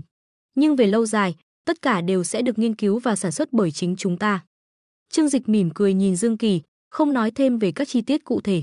Bởi lẽ, hắn đã lên kế hoạch biến toàn bộ sản phẩm trong chuỗi sinh thái đều mang thương hiệu thịnh thế. Tuy nhiên, thông tin này hắn giữ kín, ngay cả những người thân cận như Tô Minh Ngọc và Lôi Tuấn cũng chưa hề hay biết. 2 năm qua, Trương Dịch đã tạo ra vô số kỳ tích, thu hút sự chú ý của những thế lực lớn trên toàn cầu. Hắn biết không thể quá nóng vội để tránh trở thành mục tiêu của những âm mưu chính trị hay kinh tế. Khi công nghệ đã sẵn sàng, chúng ta sẽ từng bước chiếm lĩnh thị trường. Nhà máy tại Vịnh Đại Hạ đã đạt sản xuất hoàn toàn tự động, chi phí thấp, chất lượng cao. Không cần lo lắng việc phải phụ thuộc vào nhà cung cấp bên ngoài. Cứ như vậy, mỗi sản phẩm được bán ra đều mang lại lợi nhuận, từng bước chiếm lĩnh thị trường giống như điện thoại di động Kỳ Tích. Lần này, chúng ta sẽ âm thầm hành động, đợi đến khi các thương hiệu khác nhận ra, mọi thứ đã nằm trong tay chúng ta rồi, Trương Dịch kết luận. Dương Kỳ nghe vậy, dù còn một chút băn khoăn nhưng khi nhìn thấy sự tự tin trên gương mặt Trương Dịch, hắn ta không nói thêm gì nữa. Chỉ cần có giải pháp cho vấn đề tài chính, mọi rủi ro đều có thể được kiểm soát. Tô Minh Ngọc và Lão La không có ý kiến gì. Tô Minh Ngọc từ trước đến nay luôn tin tưởng tuyệt đối vào Trương Dịch, còn Lão La thì chỉ muốn tập trung vào công việc hiện tại. Lôi Tuấn người đã gia nhập tập đoàn Thịnh Thế chỉ vì nghe đến kế hoạch vĩ đại này, tất nhiên toàn lực ủng hộ. Lôi tổng, nhiệm vụ tiếp theo cần anh sắp xếp. Nhân duyên của anh tốt, quan hệ với nhiều nhà máy lớn đều rất ổn. Vấn đề nguồn cung và kênh phân phối, tôi giao cho anh, Trương Dịch mỉm cười nói. Lôi Tuấn đáp lại đầy tự tin, không vấn đề gì, những việc này cứ để tôi lo liệu. Sau khi phân công rõ ràng, Tô Minh Ngọc bất chợt lên tiếng, vẻ mặt có chút hờn dỗi, Trương Dịch, còn em thì sao, em không được giao dự án nào à? Trương Dịch bật cười, em chính là người quan trọng nhất. Công việc của em là điều hành toàn bộ tập đoàn, từ hoạch định chiến lược đến quản lý tài chính, hậu cần, hành chính. Nếu không có em, mọi thứ sẽ rối tung lên ngay. Tuy nhiên, Tô Minh Ngọc vẫn không thỏa mãn, cô khẽ thở dài, nhưng những việc đó đã vào guồng. Bây giờ thậm chí có thể giao cho người khác làm, em muốn một nhiệm vụ thử thách hơn. Nhìn vẻ mặt đầy mong chờ của Tô Minh Ngọc, Trương Dịch ghé sát tai thì thầm vài câu. Chỉ một lát sau, sắc mặt của cô ửng đỏ, lan dần đến cả vành tai. La Dũng Hạo khẽ ho, đứng dậy cáo từ, khụ khụ, nếu mọi việc đã bàn xong, tôi xin phép về trước. Còn rất nhiều nhà cung cấp cần tôi làm việc. Dương Kỳ cũng đứng lên theo, tôi cũng có vài việc cần xử lý. Xin phép Trương Tổng, Tô Tổng. Sau khi mọi người rời đi, Trương Dịch không ngần ngại ôm lấy Tô Minh Ngọc, khẽ cười, công việc quan trọng nhất bây giờ là làm cho em vui. Trong khi đó, tại nhà máy điện thoại Kỳ Tích ở Ditto U, công việc xây dựng và sản xuất đang diễn ra khẩn trương. Với sự gia nhập của 500 nhân viên kỹ thuật từ Trung Quốc, nhà máy đã bắt đầu quá trình đào tạo và vận hành dây chuyền sản xuất. Tuy nhiên, như Trương Dịch từng lo ngại, nhà máy đã đối mặt với không ít vấn đề. Công nhân từ Trung Quốc làm việc cực kỳ chăm chỉ, bởi họ được hưởng các khoản thưởng hậu hĩnh nếu hoàn thành vượt chỉ tiêu. Nhưng công nhân địa phương lại khác, họ không quan tâm đến các khoản thưởng hay tăng ca, chỉ muốn tan làm đúng giờ để đi uống bia ở quán bar. Hiệu suất làm việc của họ chỉ bằng 1/3 so với nhân viên Trung Quốc. Zurich và Trương Kinh Sở không khỏi lo lắng, với quy mô 5.000 nhân viên, nhưng năng suất thực tế còn thấp hơn cả một nhà máy 2.000 người ở Trung Quốc. Dù đã áp dụng nhiều biện pháp khuyến khích, từ tăng lương đến tổ chức các buổi nói chuyện, nhưng kết quả vẫn không khả quan. Công nhân địa phương không có sự cầu tiến như công nhân Hoa Hạ, họ chỉ muốn một cuộc sống thoải mái. Zurich thở dài nói với Trương Kinh Sở, anh phải hiểu rằng, không phải quốc gia nào cũng có văn hóa làm việc như Hoa Hạ. Ở đây, người ta ưu tiên tận hưởng cuộc sống hơn là dồn hết sức vì công việc. Trước những lời của Zurich, tuy Trương Kinh Sở không đồng tình, nhưng sự thật rõ ràng trước mắt. Các công nhân địa phương đều có thái độ giống nhau, dù hắn ta có cố gắng đến mấy cũng chỉ thuyết phục được một số ít người làm việc chăm chỉ như công nhân trong nước. Phần lớn còn lại vẫn làm việc theo ý mình. Đây là nhà máy sản xuất điện thoại di động lớn nhất mà Kỳ Tích đầu tư ở nước ngoài, chúng ta nhất định phải báo cáo kết quả khả quan cho tập đoàn. Trương Kinh Sở không cho rằng mình không thể thay đổi công nhân địa phương, chỉ là cần thêm thời gian. Hắn ta quyết định áp dụng phong cách quản lý kiểu Hoa Hạ vào nhà máy. Để bồi dưỡng tinh thần đồng đội cho công nhân, mỗi sáng Trương Kinh Sở đều tổ chức họp sớm, cho mọi người cùng hô khẩu hiệu hoặc tập thể dục. Cuối tuần, hắn ta còn tổ chức các hoạt động tập thể. Hắn ta cảm thấy, phải để những người này thích ứng với nhịp độ làm việc của công xưởng Hoa Hạ, không thể để họ tự do làm theo ý mình. Nếu không, 4.500 người này sẽ rất khó quản lý. Nhưng không như mong đợi, những kế hoạch này không những không hiệu quả, ngược lại còn vấp phải sự phản đối kịch liệt. Thậm chí, có công nhân còn trực tiếp đến gặp Trương Kinh Sở. Này Mike, tôi nghĩ chúng ta cần nói chuyện, chúng tôi là nhân viên của anh, không phải nô lệ. Và đừng có sắp xếp hoạt động nhóm vào cuối tuần nữa.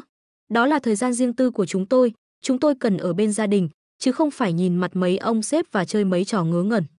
Nhà máy ở trong nước vận hành rất tốt, Trương Kinh Sở nhanh chóng được thăng chức lên vị trí quản lý, hắn ta không khỏi ngỡ ngàng trước cách làm việc của công nhân ở đây. Hắn ta không thể tin được, những công nhân này mỗi tháng nhận 3.000 đô la Mỹ mà dám chất vấn phó tổng giám đốc.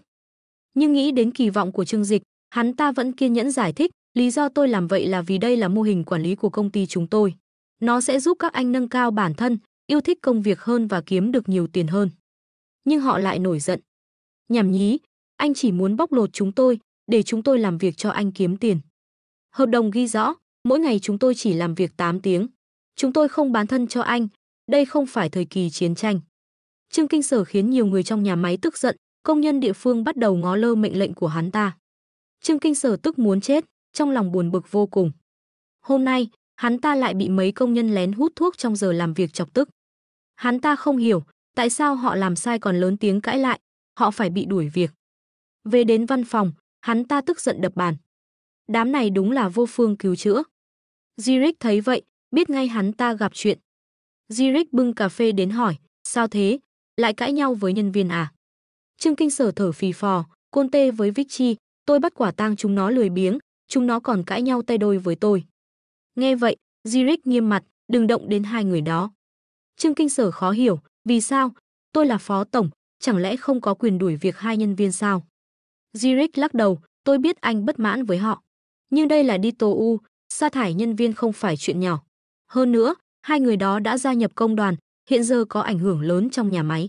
Nếu họ biết anh muốn đuổi việc, chắc chắn sẽ kích động công nhân phản đối, lúc đó sẽ rất rắc rối. Nghe đến công đoàn, Trương Kinh Sở nhíu mày.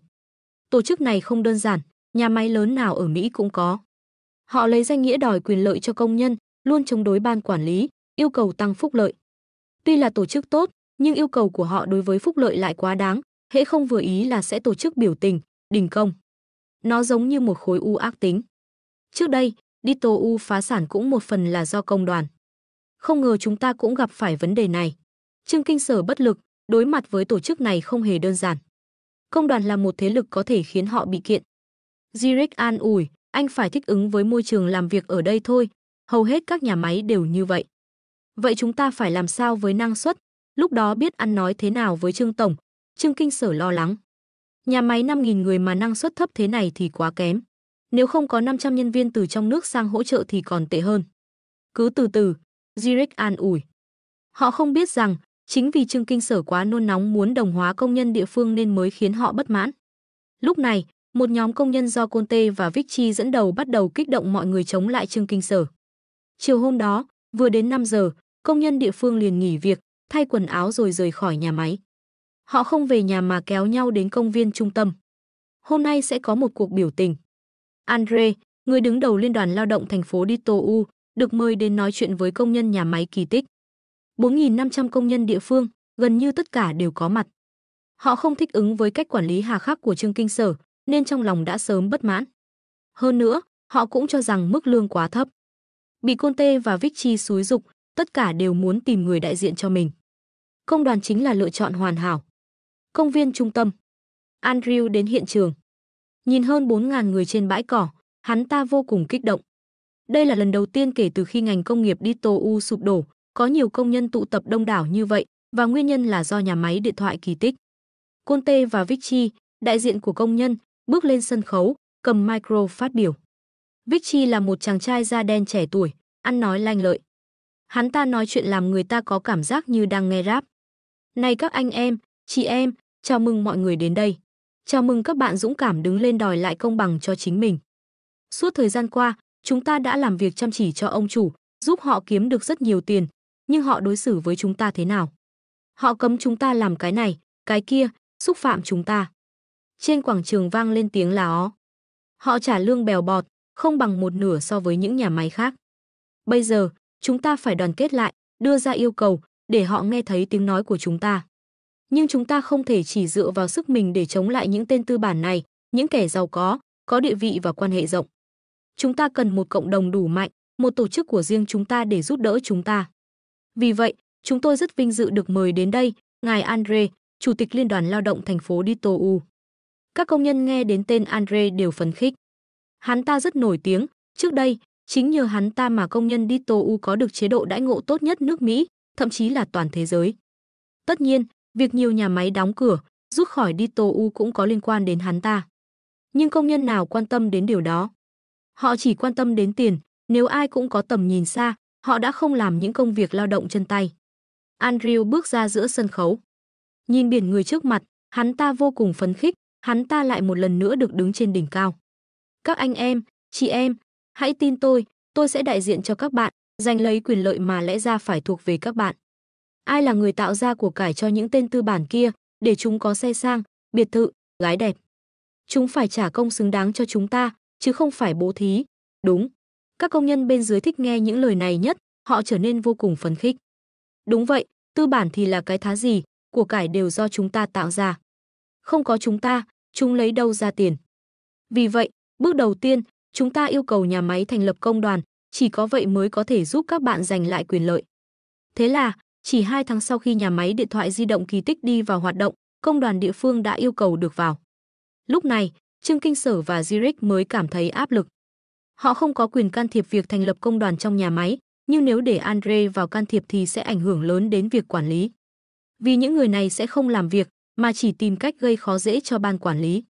Ban đầu, những công nhân không nghe lời chỉ là số ít, tuy gây phiền phức nhưng không đáng sợ. Nhưng giờ đây, họ đã tập hợp thành một tổ chức, khiến Trương Kinh Sở và Zurich không thể xem thường. Họ dần nhận ra mình đang mất dần quyền kiểm soát nhà máy. Công nhân địa phương được công đoàn chống lưng, ngày càng đi trễ về sớm. Nếu muốn không bị trừ lương, họ sẽ đưa ra đủ loại lý do. Nào là con cái đi học muộn, kẹt xe, nếu không thương lượng được, họ sẽ gọi người của công đoàn đến gây sức ép với Zurich và Trương Kinh Sở.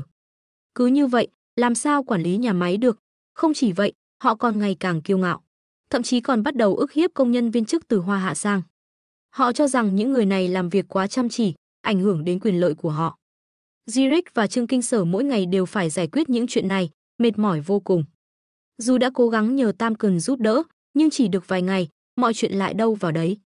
Tình hình vượt khỏi tầm kiểm soát rồi, cứ thế này, chúng ta sẽ đi theo vết xe đổ của Dito U, Zurich chán nản. Giờ phải nhờ tổng công ty giúp đỡ, hy vọng họ có giải pháp. Trương Kinh Sở buồn bã, nhưng mới có 2 tháng mà chúng ta đã làm hỏng việc, còn mặt mũi nào gặp người của tổng bộ. Zurich nói, thể diện có là gì, quan trọng là nhà máy có thể vận hành bình thường hay không. Nếu cứ giấu giếm, đến lúc không thể cứu vãn, chúng ta mới là tội đồ. Trương Kinh Sở đành phải đồng ý liên lạc với tổng công ty. Zurich gọi điện cho Trương Dịch, báo cáo tình hình ở nhà máy Dito U. Trương Dịch nghe xong cũng ngạc nhiên, mới 2 tháng mà xung đột đã nghiêm trọng vậy, vượt quá dự kiến của hắn. Nhưng vì đã lường trước sẽ có khó khăn, nên Trương Dịch cũng không quá kích động. Kể rõ tình hình cho tôi nghe. Hắn yêu cầu Zurich và Trương Kinh Sở tường thuật lại mọi chuyện, để hắn có thể phân tích nguyên nhân. Phải điều tra kỹ mới có thể đưa ra giải pháp. Trương Kinh Sở áy náy nhận lỗi về mình, nói rằng do hắn ta nóng vội, tôi muốn họ làm việc chăm chỉ như công nhân trong nước, nên đã dùng biện pháp hơi cực đoan. Không ngờ lại khiến họ phản ứng mạnh như vậy. Trương Tổng, trách nhiệm lần này chủ yếu là do tôi. Trương Kinh Sở không muốn liên lụy Zurich, nên đã thẳng thắn nhận lỗi.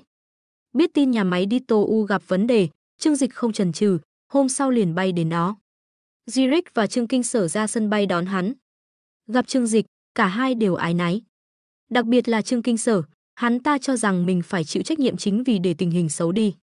Nhưng Trương Dịch lại bình tĩnh, đi thôi, chúng ta đến nhà máy xem sao. Hắn không vội trách mắng cấp dưới, vì muốn tự mình tìm hiểu rõ mọi chuyện. Vấn đề kinh doanh kiểu này, đôi khi không hoàn toàn là lỗi của người quản lý. Hơn nữa, đây là lần đầu tiên tập đoàn Thịnh Thế mở nhà máy ở Mỹ, Zurich và Trương Kinh Sở đều thiếu kinh nghiệm, khó tránh khỏi sai lầm. Vì vậy, Trương Dịch quyết định tự mình quan sát, xem vấn đề là do công nhân địa phương hay do hai người quản lý. Việc quy trách nhiệm là chuyện sau này, trước mắt, vấn đề quan trọng nhất là làm sao vận hành nhà máy. Trên xe, Zurich và Trương Kinh Sở báo cáo tình hình cho Trương Dịch, tinh thần làm việc của công nhân đang rất kém. Vì có công đoàn chống lưng, nên họ không sợ gì cả. Thậm chí có người còn dẫn con cái đến nhà máy. Nếu quản lý nhắc nhở, họ sẽ dọa kiện lên công đoàn. Trương Dịch nghe xong, hỏi Zurich, các nhà máy khác cũng vậy sao? Zurich suy nghĩ một chút rồi trả lời, thực ra không đến mức nghiêm trọng như chúng ta, nhưng cũng không khá hơn là bao. Đây là lý do Dito U phá sản, các nhà máy lớn không chịu nổi gánh nặng, nên đã rút lui. Trương Dịch mỉm cười, ra là vậy. Chẳng trách Lipton yêu cầu hắn phải mở nhà máy ở đây. Hắn đến đây để xóa đói giảm nghèo, hơn nữa còn là xóa đói giảm nghèo trong tình trạng khó khăn. Lương cao, chi phí quản lý công nhân lớn, chẳng trách họ không muốn sản xuất ở đây nữa, thà bỏ nhà máy chứ không chịu ở lại. Nói rồi, hắn cười, giờ thì tôi đã hiểu vì sao các tập đoàn lớn trên thế giới đều muốn xây dựng nhà máy ở nước mình. Trương Kinh Sở nói, đúng vậy, người dân nước mình cần cù và cầu tiến. Để có cuộc sống tốt hơn, họ sẵn sàng dành nhiều thời gian cho công việc. Trương Dịch không bình luận gì về câu nói này. Một lúc sau, họ đến nhà máy. Mới vài tháng không đến mà nhà máy đã đi vào hoạt động, xe cộ, công nhân ra vào tấp nập. Đi thôi, chúng ta vào xem tình hình sản xuất, Trương Dịch vừa nói vừa đi vào. Zurich và Trương Kinh Sở vội vàng theo sau. Trương Kinh Sở hơi lo lắng, Trương Tổng, anh nên chuẩn bị tinh thần, có thể anh sẽ thấy những chuyện không vui. Không sao, Trương Dịch chỉ cười. Lười biếng, làm việc không hiệu quả thì có gì lạ đâu, trước đây hắn cũng từng làm công nhân, chuyện này hắn thấy nhiều rồi. Hơn nữa, thân là ông chủ, hắn sẽ không hành xử như Trương Kinh Sở. Vào trong nhà máy, Trương Dịch thấy rõ tình hình sản xuất. Hầu hết công nhân địa phương đều làm việc kém hiệu quả. Họ vừa làm vừa nói chuyện phiếm, làm xong việc này thì nghỉ ngơi một lát. Có người chạy đi tán gẫu, có người trốn vào góc hút thuốc. Lúc này, có hai cậu bé chạy vụt qua trước mặt Trương Dịch. Trương Kinh Sở xấu hổ, hai đứa này là con của bà mẹ đơn thân mà tôi đã nói với anh, tên là Ramlena. Chúng tôi đã khuyên nhủ, nhưng không có tác dụng. Trương Dịch nhìn hai đứa trẻ, mỉm cười, không hề tỏ ra tức giận, dẫn tôi đi gặp người mẹ đó. Trương Kinh Sở và Zurich dẫn Trương Dịch đến chỗ Ramlena làm việc. Đó là một phụ nữ da đen trung niên, khoảng 40 tuổi. Zurich gọi cô ta đến, nói rằng sếp lớn muốn gặp. Cô ta có vẻ lo lắng, vội vàng buông dụng cụ trong tay, đi đến. Zurich giới thiệu, đây là tổng giám đốc tập đoàn chúng tôi, Trương Dịch. Rồi ông ta giới thiệu với Trương Dịch, Trương Tổng, đây là Ramlena. Trương Dịch gật đầu, tiến đến bắt tay cô ta, xin chào, cô Ramlena. Ramlena tuy hơi cảnh giác, nhưng nghe nói người đến là ông chủ lớn của nhà máy, nên cũng có chút lo lắng. Xin chào, ngài Trương, xin hỏi ngài tìm tôi có việc gì không? À, không có gì đặc biệt, tôi chỉ muốn tìm hiểu về công việc và cuộc sống của mọi người, xem có thể giúp gì được không. Trương Dịch mỉm cười, nhìn về phía hai đứa trẻ đang chơi đùa, chúng ở tuổi này đáng lẽ phải đến trường chứ, sao lại ở đây?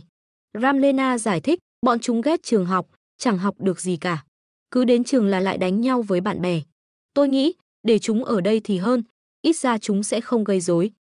Cô ta nói với Trương Dịch, thưa ngài, tôi đảm bảo chúng sẽ ngoan ngoãn. Cô không biết rằng, nếu chúng nghỉ học sớm như vậy thì tương lai sẽ không có tiền đồ tốt sao? Ramlena cười xòa, kết quả học tập của chúng cũng chẳng khá khẩm gì, chắc chỉ học đến trung học là cùng. Hơn nữa, tôi hiểu con trai mình, chúng không phải là loại người ham học. Nếu được, tôi hy vọng sau này chúng lớn lên cũng sẽ vào làm việc trong nhà máy này. Nói xong, cô ta than phiền với Trương Dịch về nhà máy. Thực ra, thưa ngài, nếu không phải túng quẫn, tôi cũng chẳng muốn làm việc ở đây. Trước đây, tôi được trả 40 đô la một giờ, còn ở đây chỉ có 17 đô la. Nếu ngài thực sự muốn giúp tôi, thì tốt nhất là tăng lương cho chúng tôi.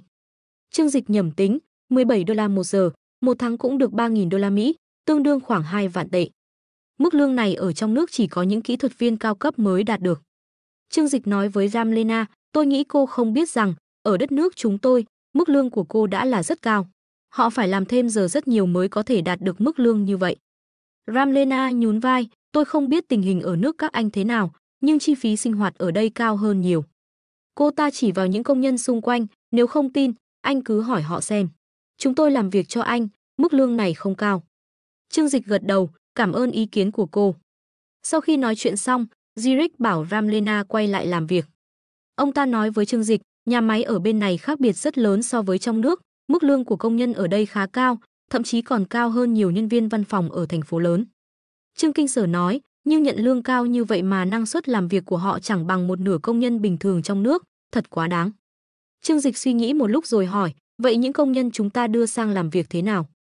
Trương Kinh Sở có chút tự hào, họ hoàn toàn trái ngược với công nhân địa phương, mỗi ngày đều chủ động xin tăng ca.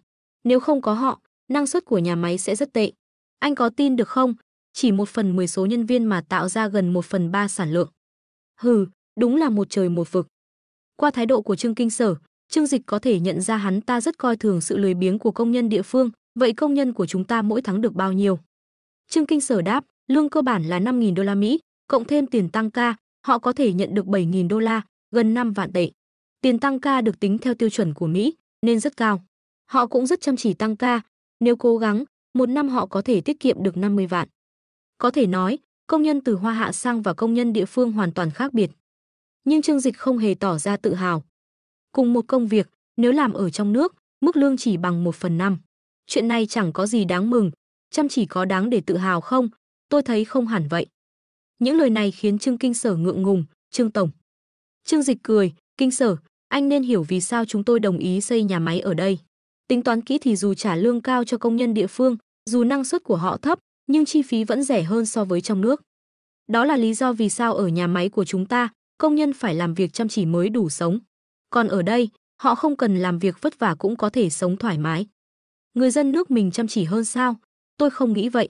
Họ làm việc chăm chỉ vì biết rằng nếu không nỗ lực thì sẽ không đủ sống. Hắn giang hai tay, anh xem, tôi là người giàu nhất đất nước. Nhưng dù biết rõ tình hình này, tôi vẫn không thể trả lương cho công nhân trong nước ngang bằng với bên này. Vì nếu làm vậy, giá thành sản phẩm sẽ tăng cao, chúng ta sẽ không thể cạnh tranh. Trương Kinh Sở á khẩu. Vài giây sau, Trương Dịch thở dài, đúng vậy, nếu không phải vì lý do đó, tôi cũng chẳng muốn mở nhà máy ở đây. Tại sao chi phí mở nhà máy ở đây lại thấp? Vì thuế rẻ, điện rẻ, chỉ có nhân công là đắt. Nhưng dù vậy, tổng chi phí vẫn thấp hơn trong nước. Qua việc mở nhà máy này, Trương Dịch đã hiểu vì sao nước Mỹ có thể giữ vững vị trí số 1 thế giới nhiều năm như vậy. Hắn bỗng có một mong muốn, đó là người dân trong nước cũng có được cuộc sống như vậy, không, phải tốt hơn. Ít nhất, phải để mọi người có quyền được sống một cuộc sống bình thường mà không cần phải làm việc quá sức. Tiền, tôi phải mang thật nhiều tiền về nước, để người dân được giàu có. Trương Dịch cảm thấy đây là điều mình phải làm. Giàu thì giúp đỡ thiên hạ, nghèo thì lo cho bản thân, hắn đã đủ giàu có, nhưng trong nước vẫn còn nhiều người nghèo khó. Đi thôi, chúng ta đi xem công nhân của mình. Trương Dịch vừa cười vừa nói. Zurich và Trương Kinh Sở vội vàng dẫn hắn đến khu vực làm việc của công nhân Hoa Hạ.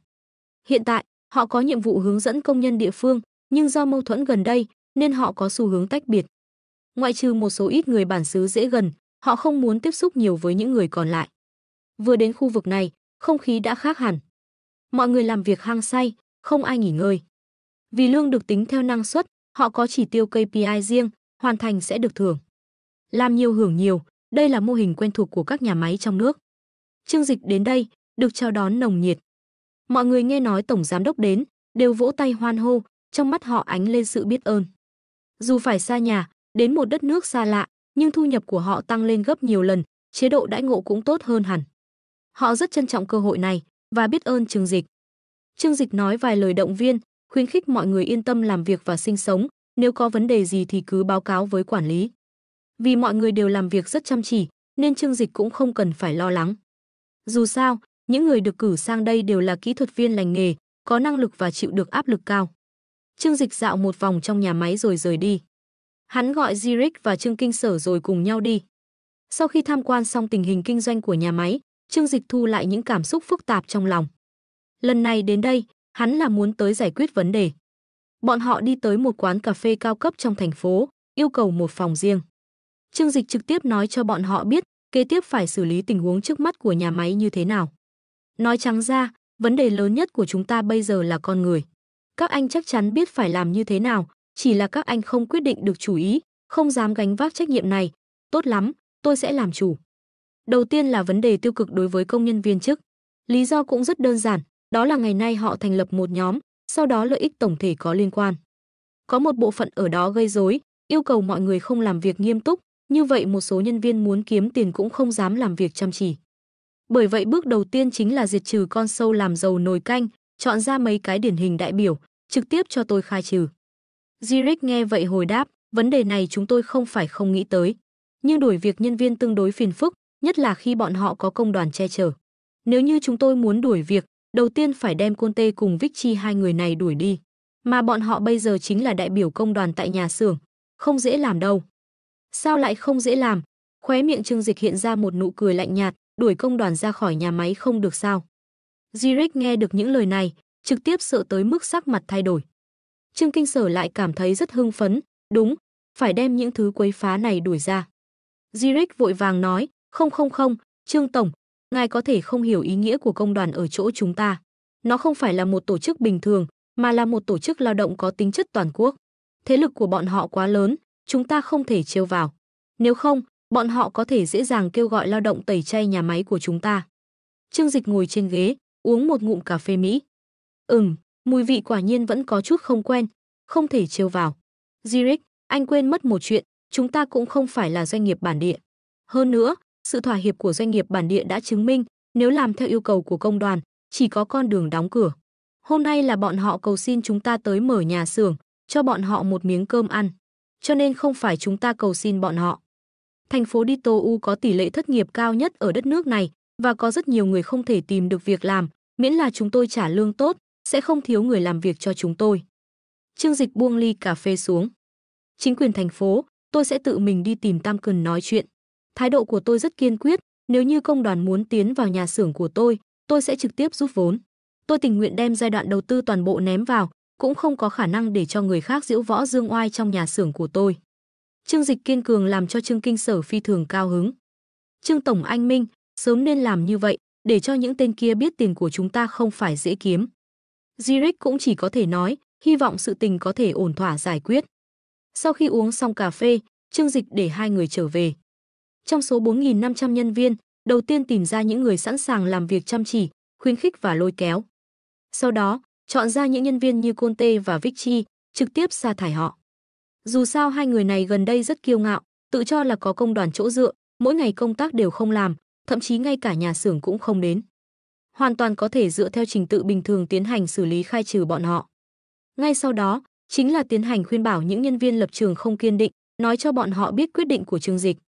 Để cho bọn họ lựa chọn giữa công đoàn và việc Trương Dịch trực tiếp rút vốn, đổi địa phương khác xây nhà máy. Đừng thấy công nhân viên chức địa phương thường xuyên oán giận nhà máy đưa ra tiền lương thấp, nhưng một tháng 3.000 đô la Mỹ, hơn nữa dựa theo lời hứa của nhà máy.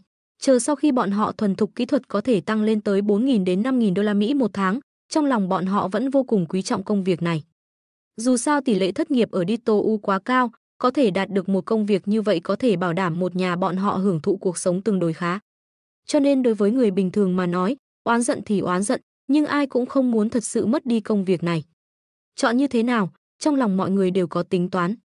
Mà chuyện kế tiếp, chính là Trương Dịch tự mình cùng Tam Cần nói chuyện. Hắn đi thẳng đến văn phòng chính thức của thành phố. Nhìn thấy Trương Dịch đi tới nơi này, Tam Cần cũng phi thường cao hứng, nhiệt liệt hoan nghênh hắn. Nghe nói nhà xưởng của các anh đã bắt đầu sản xuất, nói vậy rất nhanh chúng tôi có thể dùng điện thoại di động kỳ tích sản xuất tại Dito U. Trương Dịch vừa cười vừa nói, đây là đương nhiên, nếu như trước mắt nhà máy của chúng tôi có thể mau chóng giải quyết một số chuyện phiền toái. Tam Cần nghe vậy, cười. Về chuyện nhà máy điện thoại di động kỳ tích, ông ta không thể không biết gì, trên thực tế, Zurich và Trương Kinh Sở cũng đã tìm kiếm sự giúp đỡ của ông ta. Hi, người bạn thân mến của tôi, anh lần này tới đây là bởi vì nguyên nhân công đoàn sao? Tam Cần thẳng thắn hỏi, hơn nữa còn để thư ký đưa cho Trương Dịch một ly cà phê. Trương Dịch không rõ vì sao nơi này mỗi người đều thích uống cà phê, nói thật thỉnh thoảng uống một chút hắn còn có thể tiếp nhận, nhưng luôn uống, hắn sẽ cảm thấy trong miệng phát đắng. Đúng vậy, bọn họ mang đến phiền toái rất lớn cho nhà máy của chúng tôi. Lúc này mới khai trương 3 tháng, bên trong nhà máy đã là một đống hỗn độn.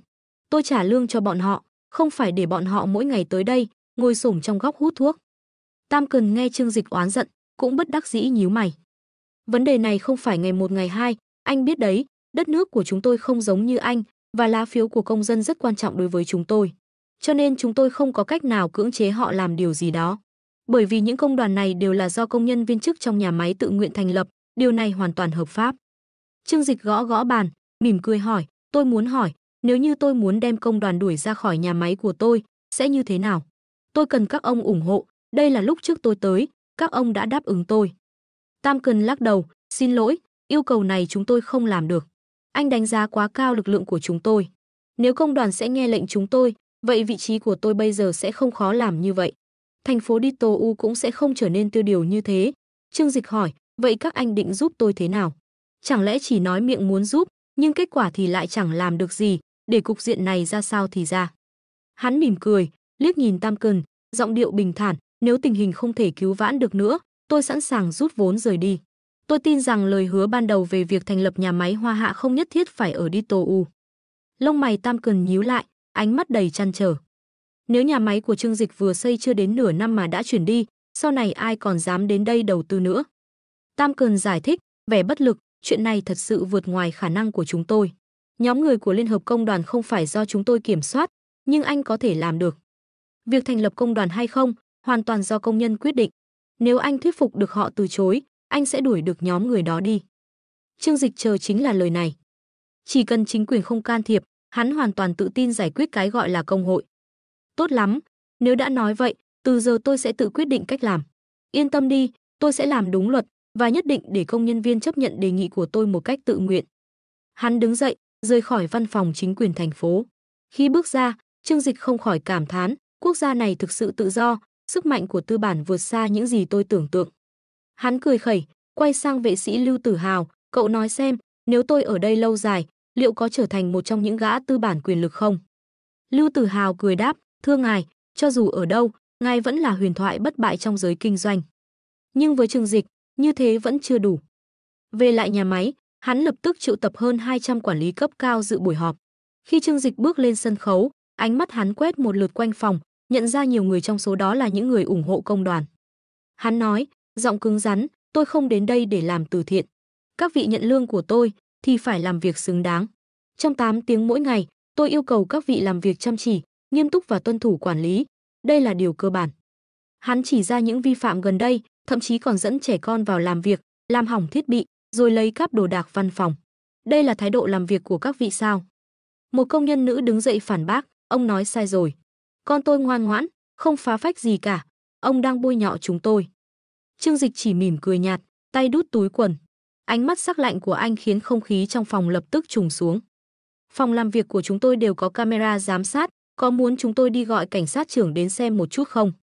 Trương Dịch nhìn chằm chằm vào mắt Ramlena, khiến cô ta bất giác lùi lại. Dù giận dữ, cô vẫn hiểu rõ hai đứa con trai của mình là loại người thế nào. Cuối cùng, cô đành im lặng ngồi xuống. Trương Dịch chuyển đề tài, giọng điệu sắc bén nhưng không thiếu phần mỉa mai, nhưng tôi cũng hiểu, vấn đề không hẳn xuất phát từ các người. Các người bị công đoàn xúi giục, làm những việc trái ý, phá hỏng cơ hội làm việc của mình. Vậy thì ai mới là người xấu? Bên dưới, một tiếng chửi thề vang lên, chuyện nhảm nhí, anh mới là kẻ lòng dạ hiểm độc nhất. Ánh mắt Trương Dịch lập tức tìm đến nơi phát ra tiếng nói. Gã thanh niên định trốn nhưng không thoát khỏi ánh mắt sắc bén của hắn. Trương Dịch chỉ thẳng vào hắn ta, anh, đứng lên. Thanh niên da màu miễn cưỡng đứng dậy, ánh mắt đầy sợ hãi nhưng cố gắng tỏ ra cứng cỏi, tôi là trưởng ban tuyên truyền của công đoàn, nếu anh dám. Chưa để gã nói hết câu, Trương Dịch cắt ngang, giọng lạnh lùng, anh đã bị sa thải. Ngày mai đến nhận lương và lập tức rời khỏi đây. Câu nói dứt khoát của Trương Dịch khiến toàn bộ căn phòng rơi vào im lặng. Gã thanh niên đứng chết chân, không tin vào tai mình. Hắn cố gắng chống chế, không. Có vẻ anh không hiểu, tôi chính là trưởng ban tuyên truyền của công đoàn. Hai vệ sĩ của Trương Dịch bước tới, không nói một lời, mời gã rời khỏi phòng. Hành động cứng rắn của Trương Dịch khiến không khí buổi họp thay đổi hoàn toàn. Mọi người bắt đầu nhận ra vị chủ tịch trẻ tuổi này không phải là kẻ dễ nói chuyện. Sau khi xử lý cái gai, Trương Dịch đứng giữa căn phòng, quét ánh mắt qua đám đông, từ bây giờ, nếu muốn phát biểu, hãy giơ tay. Chỉ khi tôi cho phép, các người mới được nói, và khi gọi tôi, hãy xưng là ngài. Nếu không, kết cục của các người sẽ giống như hắn. Bầu không khí trở nên nặng nề, tất cả đều im lặng. Không ai dám mạo hiểm mất công việc mà họ đã phải vất vả mới có được. Các quản lý hiểu vị trí của họ mang lại thu nhập tốt hơn so với nhân viên bình thường. Mất nó, họ chỉ có thể tìm việc lặt vặt hoặc sống dựa vào trợ cấp thất nghiệp. Hiện tại, tôi chỉ có một câu để các người suy nghĩ. Trương Dịch nhếch môi cười lạnh, thay vì lãng phí tiền để nuôi một đám vô dụng, tôi thà đóng cửa nhà máy này. Lời nói của hắn khiến cả căn phòng chấn động, các quản lý hoảng sợ. Họ hiểu rằng nếu mất đi công việc này, họ sẽ rơi vào tình cảnh bấp bênh. Mỗi ngày tham gia công đoàn, họ miệng lưỡi hùng hồn, nhưng đối diện với nguy cơ mất việc, tất cả đều im lặng. Trong vòng 1 tháng, nếu tôi không thấy bất kỳ thay đổi tích cực nào, nhà máy này sẽ đóng cửa. Đừng quên, tôi có tiền, và bất kỳ nơi nào cũng sẵn sàng chào đón tôi đầu tư. Nói xong, Trương Dịch rời khỏi sân khấu, để lại căn phòng ngập trong sợ hãi và lo lắng. Một số quản lý hét lên, khoan đã, thưa ngài, xin đừng làm vậy. Chúng tôi còn biết làm gì nếu nhà máy đóng cửa. Nhưng Trương Dịch phớt lờ họ, dưới sự bảo vệ của vệ sĩ, hắn rời khỏi nhà máy. Mọi việc hắn cần làm đã xong, giờ chỉ cần chờ Zurich tiếp quản. Vậy bây giờ chúng ta nên làm gì? Chẳng lẽ không còn cách nào cứu vãn tình hình sao? Các công nhân bàn tán xôn xao. Zurich bình tĩnh đáp, đến mức này rồi, chỉ còn một biện pháp, loại bỏ công đoàn. Chính họ mới là những con cừu đen thật sự. Ông chủ của tôi, các anh đều biết, là một doanh nhân mạnh mẽ và giàu có. Anh ấy không hề bận tâm việc đóng cửa một nhà máy, nhưng các anh thì khác.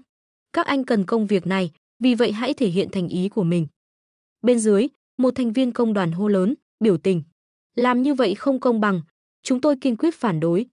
Người khác liền cau mày, phản bác lại, im miệng, để anh Zurich nói hết đi. Chẳng lẽ anh muốn tất cả chúng ta thất nghiệp sao? Xung quanh bắt đầu có người chỉ trích những phần tử công đoàn, khiến họ tức giận cúi đầu, không dám lên tiếng nữa. Zurich tiếp tục, hiện giờ không còn đường lùi, các anh phải chọn giữa công việc hoặc công đoàn. Tuần sau, chúng ta sẽ tổ chức cuộc họp và bỏ phiếu quyết định xem có giữ lại công đoàn hay không. Sau khi rời đây, các anh phải phổ biến rõ ràng từng lời tôi nói với các nhân viên trong tổ. Hãy nhớ nhắc họ muốn có công đoàn, thì cũng phải làm việc nghiêm túc. Dưới khán phòng, các quản lý ngơ ngác nhìn nhau, lâm vào trăn trở. Một số vẫn cố gắng phản đối, cho rằng lựa chọn này quá cực đoan. Nhưng Zurich chỉ nhún vai, tiền là của Trương tổng đầu tư. Nếu anh ấy không muốn, các anh có thể bay sang Trung Quốc tìm anh ấy mà kiện. Cuộc họp kết thúc, Zurich và Trương Kinh Sở nhanh chóng quan sát phản ứng của mọi người. Từ biểu cảm bất lực trên khuôn mặt các quản lý, họ biết rằng kế hoạch đã thành công. Không ai trong số họ có đủ sức chống lại áp lực này. Chỉ cần loại bỏ công đoàn, việc quản lý sau này sẽ dễ dàng hơn nhiều. Trương Kinh Sở nói, không giấu được vẻ hân hoan. Đúng lúc đó, điện thoại của cả hai rung lên, đó là tin nhắn từ Trương Dịch. Họ lập tức rời khỏi nhà máy và lên xe nơi Trương Dịch đang đợi.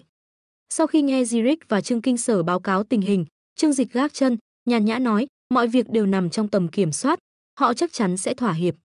Đây chỉ là một màn kịch, Trương Dịch đảm nhận vai trò kẻ ác để gây áp lực, còn Zurich là người địa phương sẽ đóng vai người lương thiện nhằm trấn an và giành lòng tin của công nhân. Vì Trương Dịch hiếm khi xuất hiện tại nhà máy, mọi công việc thực tế đều do Zurich và Trương Kinh Sở điều hành. Dù công nhân có bất mãn, điều đó cũng không ảnh hưởng đến hắn. Một khi đối diện với nỗi sợ thất nghiệp, con người sẽ buộc phải lựa chọn thực tế. Bản năng sinh tồn luôn thắng thế, Trương Kinh Sở phân tích. Hắn ta nói thêm, tôi nắm rất rõ tình hình của nhân viên. Một số có thể rời đi, nhưng phần lớn sẽ ở lại. Mất một số ít nhân viên không phải vấn đề lớn. Chúng ta có thể dễ dàng tuyển người mới tại đây. Tuy nhiên, Zurich phản đối, phương pháp quản lý của anh không phù hợp với nơi này. Đây không phải Trung Quốc, mà là DTOU. Trương Dịch gật đầu đồng ý, Zurich nói đúng, thay đổi cần thực hiện từ từ. Không thể mong mọi người thích nghi ngay với môi trường văn hóa khác biệt. Hơn nữa, chế độ làm việc 8 giờ mỗi ngày, không tăng ca, không bị áp bức vốn là quyền lợi cơ bản của người lao động. Chúng ta cần tôn trọng điều đó. Dù là một nhà tư bản, Trương Dịch hiểu rằng quyền lợi của người lao động không nên bị xâm phạm, ngay cả khi điều đó không hoàn toàn có lợi cho hắn.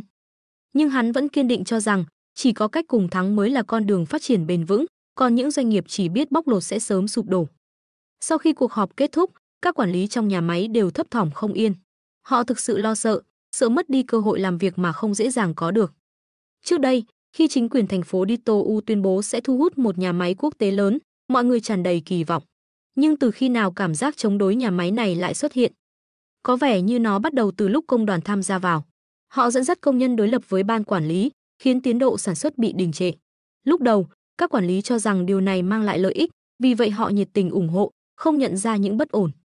Chỉ đến khi ông chủ của tập đoàn xuất hiện, tuyên bố không muốn tiếp tục đầu tư, tất cả mới cảm thấy nguy cơ đang đến gần.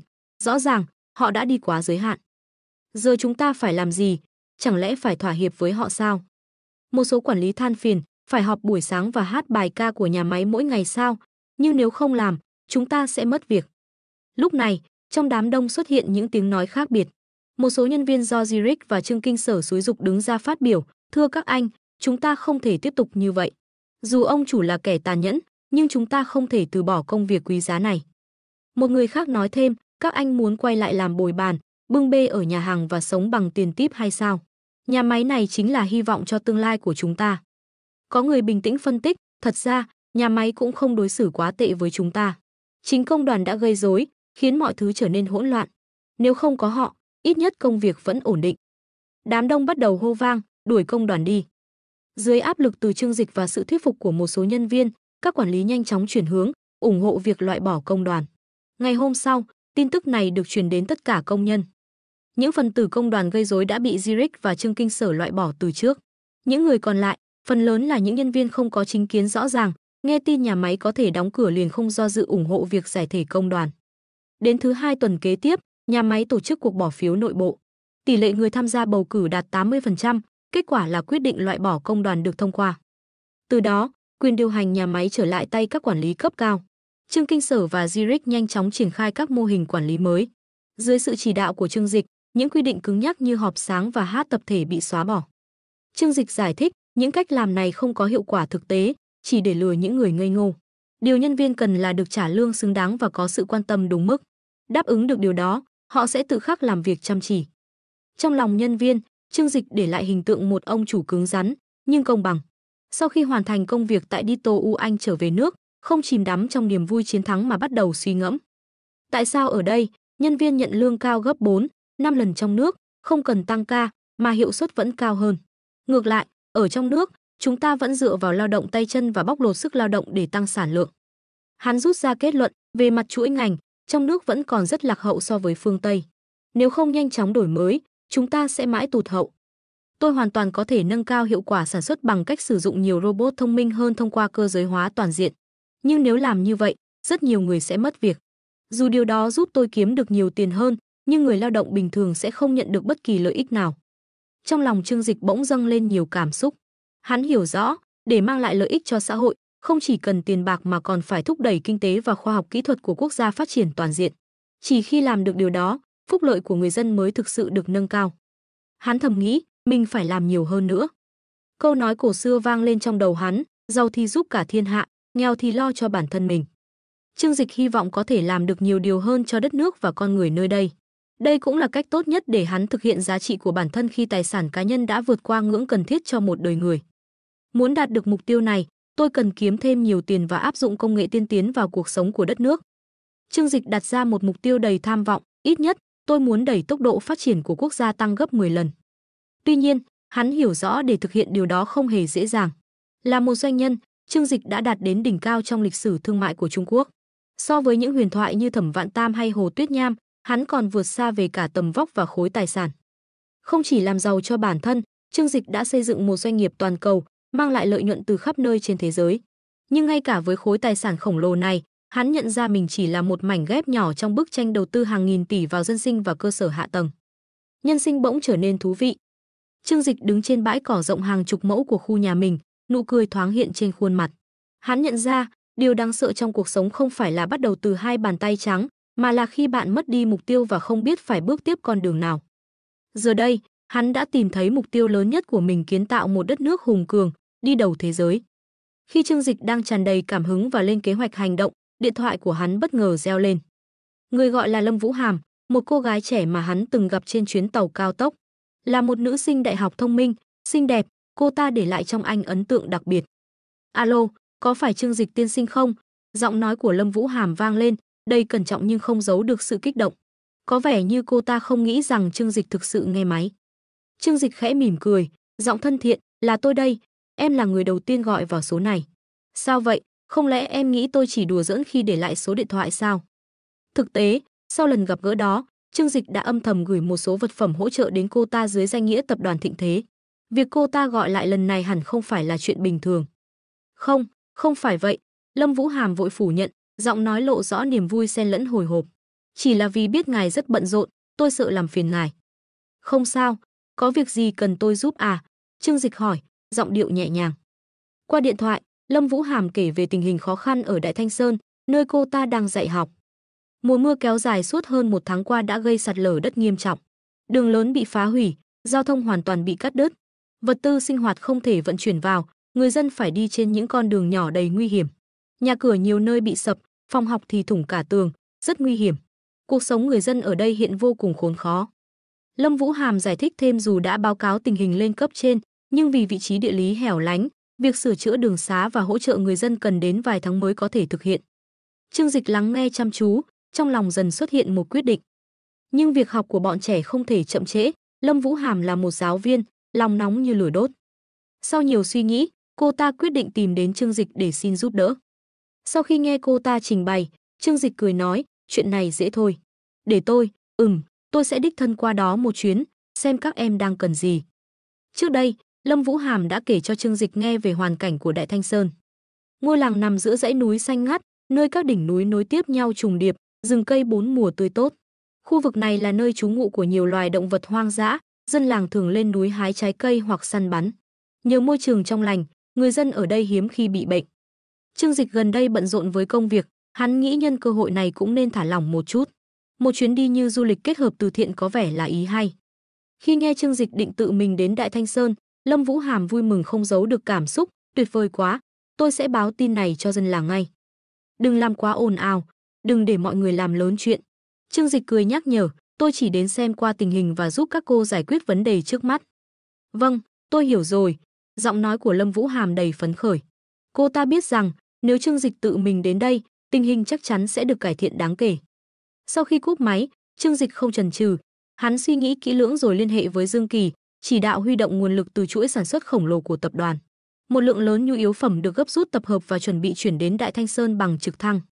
Tiếp đó, hắn gọi các công ty xây dựng thuộc tập đoàn, yêu cầu họ triển khai gấp việc sửa chữa đường xá. Về phần mình, Trương Dịch dự định sẽ trực tiếp đến Đại Thanh Sơn bằng trực thăng. Y, giúp anh chuẩn bị vài bộ đồ phù hợp với vùng núi nhé. À, nhớ mang theo nhiều thuốc chống muỗi, hắn dặn dò Y. Y mặc trang phục hầu gái màu hồng nhạt, gật đầu ngoan ngoãn. Vâng, thưa ngài, nhưng ngài có muốn mang thêm thứ gì nữa không? Đôi mắt cô ta lấp lánh, dường như muốn ám chỉ điều gì.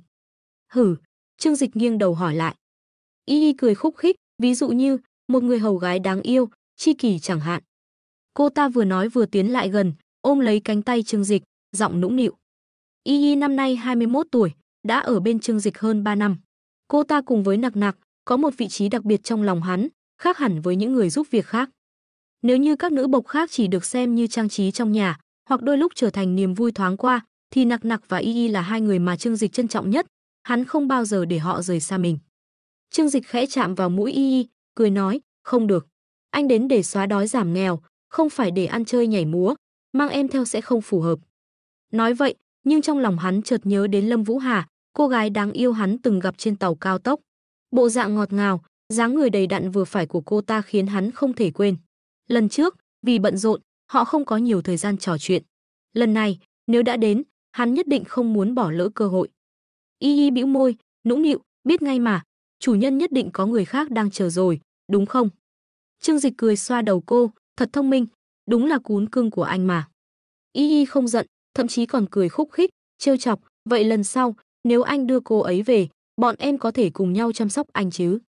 Ừ, lần sau nhất định, Trương Dịch đáp, ánh mắt lóe lên sự tinh nghịch. Y giúp hắn chuẩn bị đồ đạc cho chuyến đi, sau đó Trương Dịch lên trực thăng rời khỏi trang viên, hướng đến Đại Thanh Sơn. Dương Kỳ nhanh chóng sắp xếp vật tư và điều phối các máy bay chở hàng để kịp thời đến vùng núi. Trực thăng của Trương Dịch bay trước, dẫn đầu hành trình đến Đại Thanh Sơn phía Nam Trung Quốc, nơi mỗi mùa mưa đều dễ xảy ra những vấn đề nghiêm trọng như sạt lở đất và giao thông gián đoạn. Tuy nhiên, lần này tình hình nghiêm trọng hơn rất nhiều, bởi con đường duy nhất dẫn vào núi cũng đã bị phá hủy. Đó vốn là một con đường núi đơn sơ, quanh năm bị xe cộ và súc vật đi lại làm mòn. Mặt đường không trải nhựa hay xi măng, chỉ được rải đá vụn ở một số đoạn. Qua thời gian, những ổ trũng lớn xuất hiện khắp nơi. Giờ đây, con đường đã bị sạt lở, giống như mạch máu chính của Đại Thanh Sơn bị cắt đứt. Sau khi kết thúc cuộc gọi với Trương Dịch, Lâm Vũ Hàm thở phào nhẹ nhõm, khuôn mặt rạng rỡ nụ cười. Cô ta vội vã từ đỉnh núi chạy xuống dưới. Ở đây, tín hiệu điện thoại rất kém, để tìm được một nơi có sóng cô ta đã mất hơn nửa ngày. Khi về đến thôn, cô ta đến ngay thôn ủy nơi tạm thời được sử dụng làm lớp học cho học sinh vì trường đã bị hư hại. Căn phòng khá rộng nhưng vô cùng đơn sơ, ánh sáng le lói. Những đứa trẻ chăm chú ngồi trên những chiếc bàn gỗ cũ kỹ, cẩn thận chép bài tập từ bảng đen. Trên bục giảng, một cô giáo trẻ với vẻ ngoài thanh tú đang viết bài lên bảng. Cô ta mặc chiếc áo sơ mi caro đỏ, tóc dài được buộc gọn thành đuôi ngựa. Khuôn mặt trái xoan trắng trẻo của cô ta mang nét nghiêm nghị mà dịu dàng. Khi thấy Lâm Vũ Hàm bước vào, lũ trẻ đồng loạt reo lên, chào cô giáo Lâm. Lâm Vũ Hàm mỉm cười dịu dàng, chào các em. Các em tiếp tục tự học nhé, cô cần gặp cô Lý một lát. Cô giáo trẻ quay lại, đó là Lý Tử Khê cũng đang dạy học ở Đại Thanh Sơn. Cô ta mỉm cười nhìn Lâm Vũ Hàm, có việc gì mà không đợi tôi dạy xong rồi hãy nói. Lâm Vũ Hàm không để ý, bước tới kéo tay cô bạn, theo tôi ra ngoài, tôi có tin tốt đây. Cô ta kéo Lý Tử Khê ra khỏi lớp, giọng đầy tự hào, tôi vừa tìm được viện trợ, 2 ngày nữa sẽ có người tới giúp chúng ta giải quyết khó khăn. Lý Tử Khê tò mò, viện trợ, là ai vậy? Cô ta đã từng thay mặt thôn báo cáo tình hình với các cấp trên và liên hệ các tổ chức từ thiện, nhưng vị trí địa lý hiểm trở của Đại Thanh Sơn khiến ai cũng lực bất tòng tâm. Khu vực hẻo lánh này cách thị trấn gần nhất hơn 50 km, đường xá thì gập ghềnh. Giờ đây, ngay cả con đường đất cũng bị sạt lở, giao thông hoàn toàn bị cô lập. Dù muốn giúp, người ta cũng khó lòng tiếp cận. Lâm Vũ Hàm bĩu môi, tự tin nói, không sao, người giúp chúng ta lần này rất giỏi. Chỉ cần anh ấy nhận lời, chắc chắn mọi chuyện sẽ được giải quyết. Lý Tử Khê ngạc nhiên, nếu thế thì thật tuyệt vời. Cô ta quay người định trở lại lớp học, nhưng Lâm Vũ Hàm không để yên, kéo tay cô ta giữ lại, sao cô không hỏi tôi xem ai sẽ giúp chứ? Không cần đoán cũng biết, chắc là bạn bè hoặc tổ chức từ thiện nào đó, đúng không? Lý Tử Khê mỉm cười, họ chẳng hiểu rõ tình hình ở đây, đến nơi chắc chỉ thêm khó xử. Cô ta nhìn thôn ủy rách nát, ánh mắt lộ vẻ buồn bã, dù lần này chúng ta vượt qua được, đây cũng chỉ là giải pháp tạm thời. Đến bao giờ lũ trẻ ở đây mới có thể ra ngoài và thoát khỏi cuộc sống nghèo khó? Lâm Vũ Hàm bĩu môi, vẻ không hài lòng, cô lúc nào cũng trách trời thương dân, nhưng cô đâu phải Quan Thế Âm Bồ Tát mà muốn cứu khổ cứu nạn. Nói đến đây, trong mắt cô ta ánh lên sự ngưỡng mộ, người tôi mời lần này không phải người thường. Anh ấy đã nhận lời tự mình đến Đại Thanh Sơn. Lần này, mọi vấn đề ở đây chắc chắn sẽ được giải quyết. Nghe vậy, ánh mắt Lý Tử Khê lộ ra vẻ tò mò, người cô mời giỏi đến mức nào mà khiến cô tin tưởng như vậy. Cô ta nhìn con đường núi xa xôi, nơi những tảng đá khổng lồ chắn ngang, ngăn cách cả vùng, muốn dọn sạch mớ hỗn độn này chẳng khác nào việc ngu công rời núi. Anh ta có thể làm được sao? Lâm Vũ Hàm cười lớn, cô đừng xem nhiều phim truyền hình quá. Người tôi mời không phải kiểu anh hùng bước ra từ truyện cổ tích đâu. Nhưng tôi tin, nếu anh ấy muốn, anh ấy thậm chí có thể san bằng cả Đại Thanh Sơn này. Lý Tử Khê bất đắc dĩ cười, cô đúng là cuồng thần tượng rồi. Người ta chắc chẳng thần kỳ như cô nghĩ đâu. Khi cô ta đang định tiếp tục nói gì đó, bất chợt trong tai vang lên một âm thanh ù ù. Ban đầu nó giống như tiếng cánh ruồi vỗ, nhưng âm thanh ngày càng lớn, dường như có một loài chim khổng lồ đang bay với tần suất cao. Lý Tử Khê suy nghĩ vài giây, rồi bất giác ngẩng đầu nhìn lên bầu trời xa xa. Cô ta mở to mắt, kinh ngạc, cái đó là gì vậy? Thấy vẻ mặt biến đổi của Lý Tử Khê, Lâm Vũ Hàm cũng tò mò quay lại nhìn.